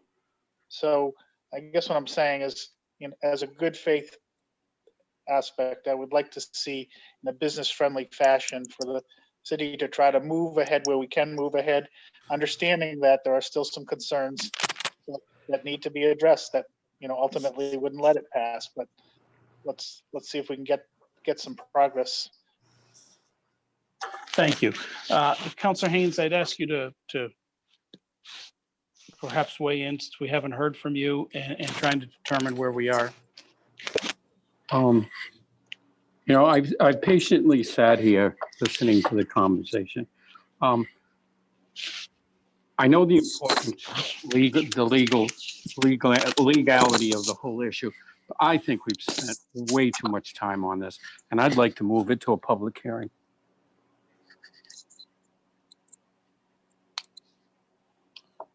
I'll check in. Councilor Bounds, have you shifted at all on this?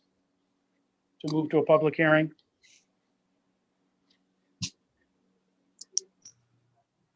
You're muted. I can support moving this to a public hearing. I think Councilor Littman said it best.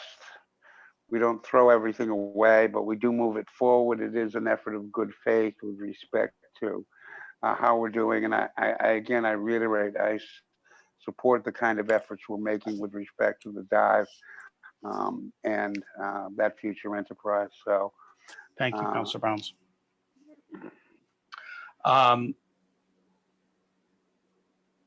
Councilor Cheney, Sir. any thoughts on this? No. Fair enough. Thank you. Councilor Hamel, any change of heart on this as we attempt to move this forward? I still want to see the ADA compliance and whatever permission there is. So I guess not. Fair enough. Councilor Felch, you have anything to say? No, I'm just ready to move this forward. So we're going to call the question. I guess we first have to move to waive the reading in its We would, but it entirety. seems to me right now that we've got the votes necessary to move this along. So bear with me. I'm looking for a motion to waive the reading of the proposed lease with the Dive LLC in its entirety and to read by title only. So made by Councilor Phelps, seconded by Councilor Haynes. Discussion?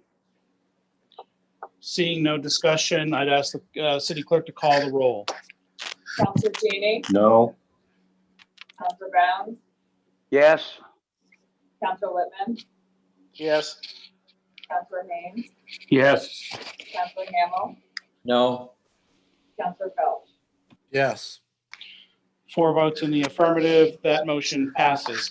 Second motion we'll be working on right now is move a first reading of the proposed lease with the Dive LLC. Made by Councilor Felch, seconded by Councilor Haynes. Discussion? Seeing none, I'd ask the city clerk to call the vote. Councilor Cheney, No. Councilor Brown, You're muted. And You're muted, David. yes, Thank you. Councilor Whitman, yes. Councilor Haynes, Yes. Councilor Hamel, No. Councilor Phelps. Yes. 4 votes in the affirmative, that motion passes. Finally, we're looking for a motion to move to schedule a second reading and public hearing regarding the proposed lease with the Dive LLC on June 8th, 2020, during the regular city council meeting to gather input. So made by Councilor Felch, seconded by Councilor Haynes. Further discussion? Seeing none, I'd ask the city clerk to call the roll. Councilor Cheney, No. Councilor Brown, Councilor Muted. Brown, David. I don't know what this button means to me. Yes, Councilor Whitman, Yes. Councilor Hamel, No. Councilor Phelps. Yes. 4 votes in the affirmative, that motion passes and She forgot Councilor Haynes. She skipped I over. apologize, Councilor Haynes. Yes. Thank you, I apologize. 4-2, that motion passes and we move to a public hearing on June 8th, 2020 with the understanding that some of the concerns raised by a couple of the councils will continue to be worked on and over the next 2 weeks. Thank you for your patience on that. Mayor, do we need to set a time That's for that? 20C. Councilor Lippman? Councilor Littman. Do we need to set a public time for that public hearing? On the 8th. I think it'll be taking place during the regular. I think you read during the regular city council meeting, as we would normally would. Say Thank again?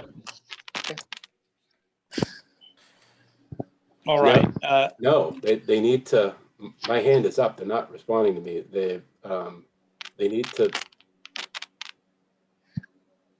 Hello? Hello? Councillor Woodbury, you're not on mute. I'm sorry. I will mute. I did have my hand up, but So Councillor Felch, well, no, this will be, if we were to go back to 20A, no, 20B, which is first reading of the ordinance, which lost by a vote of 1 to 5. Is there someone in the winning side, one of the 5, that would move to bring that back for reconsideration?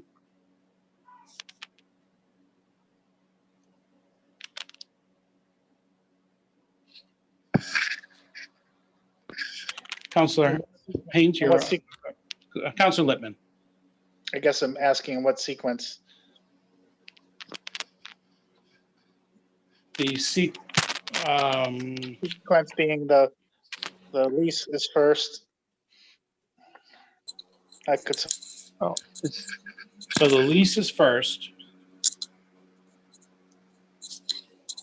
which is now moved forward. But if we don't address this previous issue, which if we were to move it to June 8th, is it the sequence of on June 8th? Is that what you're asking about, Councilor Lippman? I'm sorry. Yeah, I think we should, my personal opinion, and now that the lease should be settled before we take up the other. Wouldn't be taken up unless we had the lease, quite frank.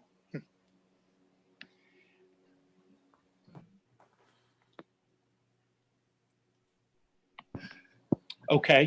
If we were to put it that way, would you move to reconsider?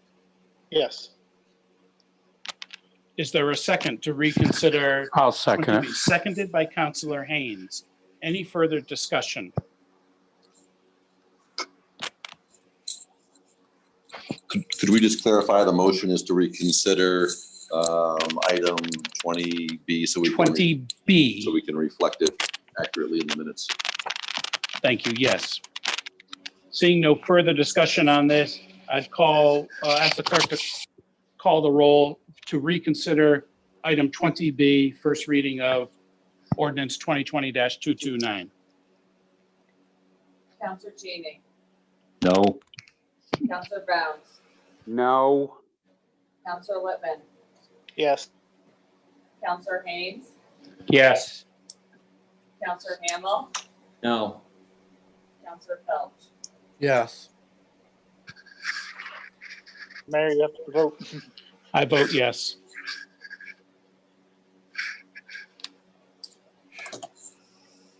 This item is now back on the table. We're looking for a motion to waive a reading of this ordinance in its entirety and to read by title only. Councillor Felch, is there a second? Councillor Haynes, discussion. Seeing none, I'd ask the clerk to call the roll. Counselor Cheney, No. Counselor Brown, Yes. Counselor Lippman, Yes. Counselor Haynes, Yes. Counselor Hamel, No. Counselor Felch. Yes. Four votes in the affirmative, that motion passes. I'm looking for to move a first reading of ordinance 2020-229 to amend chapter 229 wharves. So made by Councillor Felch, seconded by Councillor Haynes. Further discussion? Seeing none, I'd ask the clerk to call the roll. Counselor Cheney, No. Counselor Brown, Yes. Counselor Lippman, Counselor Lippman, Yes. Counselor Haynes, Yes. Counselor Hamel, No. Counselor Felch. Yes. Four votes in the affirmative, that motion passes. The third and final motion would be looking be looking to schedule a second reading and public hearing on June 8th, 2020 during the regular city council meeting to gather public input. That so made by Councillor Felch, seconded by Councillor Haynes. Further discussion? Seeing none, I'd ask the clerk to call the roll. Councillor Cheney, No. Councillor Bounds, Yes. Councillor Whitman, Yes. Councillor Haynes, Yes. Councillor Hamel, No. Councillor Felch. Yes. That's 4 votes in the affirmative. That motion passes, and this will be public hearing, scheduled for public hearing on June 8th during the regular city council meeting. Thank you for your patience, councilors. Moving on to number 20D on the agenda. This is the 2020 first half sewer warrant per chapter Can I 189. say something for a second? Oh, yes, Councilor Bounds, please do. Yeah. I really enjoyed this meeting. Thank you very much. But I've got to retire at this point in time, so I'm going to sign out. Thank you. Thank you for your assistance. On this item, it's a 2020 first half sewer warrant per chapter 189-50C. Collection of flat rate sewer accounts are collected by the tax collector. Looking to collect about $206,000, $206,090.94. Recommendation is to approve and sign the 2020 first half sewer warrant. This report was submitted by Lindsay Allen, our tax collector. Looking for a motion to approve the 2020 first half sewer warrant. So made by Councillor Felch, seconded by Councillor Cheney. Okay, all right. Discussion? We've got him saying yes again. I like it. Seeing no discussion, I'd ask the clerk to call the roll. Councillor Cheney, Yes. Councillor Whitman, Yes. Councillor Haynes, Yes. Councillor Hamel, Yes, I'll say yes. Councillor Felch. Yes. 5 counts in the affirmative. That motion passes. Thank you. Number 20E, this is a request to accept funds provided by the state and federal governments in response to COVID-19 public health emergency under the provisions of RSA 21-P:43. I may not, would you like me to read the entire document, or what portions are critically important, Scott? Maybe the first 4 or 5 lines, just saying it comes from the federal government and it can go through a state or political subdivision, and it's really dealing with under the chapter of Homeland Security, emergency management for that emergency type of approach. So the first couple of sentences would work. Under the topic of discussion? No, I'll maybe just go to maybe go to the last page under the actual RSA. Oh. And I just put that there because this is unique, and you can see by the title, it's specifically a chapter based on Homeland Security and emergency management and those types of provisions, which are different than our normal grant acceptance programs like we did earlier tonight, or under 3195B of that $10,000 threshold. So I think it's important we reference that RSA just to make sure people understand why this is an emergency and it's different. So I think I could propose the motion right now and include the RSA. Sure. So I'm looking for a motion to accept offers of federal funds as listed under the provisions of RSA 21-P:43, and to authorize the finance director as the designated signing authority for submission of claims for these funds. The first responder COVID-19 stipend fund in the amount of not to exceed $199,260. CARES Provider Relief Fund in an amount not to exceed $37,102.38. Governor's Office for Emergency Relief and Recovery Municipal Relief Fund in an amount not to exceed $394,778. And FEMA Major Disaster FEMA-4516-DR-NH funds. Who would like to make that motion? Councillor Cheney, thank you. Seconded by Councillor Felch. Further discussion on this issue?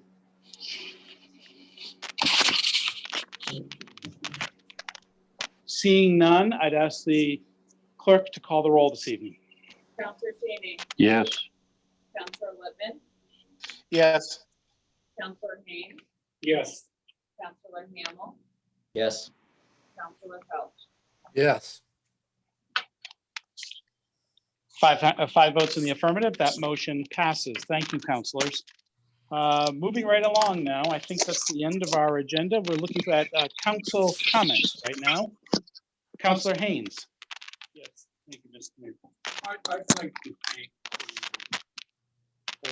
You're muted. I'd like to Still muted.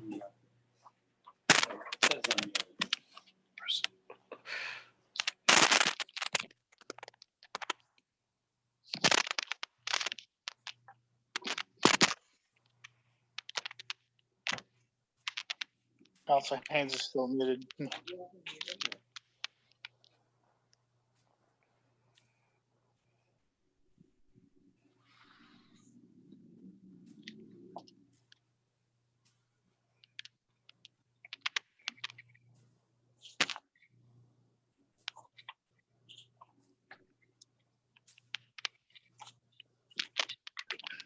There you go. Yes, thank you, Mr. Mayor. I'd just like to thank the people the people that are responsible at the Congregational Church, the display of the flags. Given the fact that we had no traditional Memorial Day services was a great effort, and I'd like to thank them. Thank you, Counselor. Thank you, Counselor Haynes. Counselor Hamel. Yes. There may not have been a traditional service, but there was a service down at Vet Square. And I did attend that. Was a little disappointed to not see anybody else, any other officials from the city there. But I gave a short speech, and they did the caps and the laying of the reef and some other speeches. So there was an event that happened. And I agree with Councillor Haynes that the church did another fabulous job of putting out 4,000 flags to honor our veterans that have passed. Thank you. Any other comments from councilors? Seeing none, I'd entertain a motion to adjourn. So made by Councilor Cheney, seconded by Councilor Haynes. All those in favor? Aye. Five counts in the affirmative. Without objection, we need to roll call. We're gonna do the roll call on the adjourn. Apparently, the city manager would like us to stay here a little longer. I'd ask the city clerk to call the roll. Counselor Cheney, Yes. Counselor Littman, Yes. Counselor Haynes, Yes. Counselor Hamel, No. Yes. Counselor Felch. Yes. Five votes in the affirmative. We're ready to adjourn. Thank you very much. Thanks to the staff and thanks for all your patience and work tonight, councilors.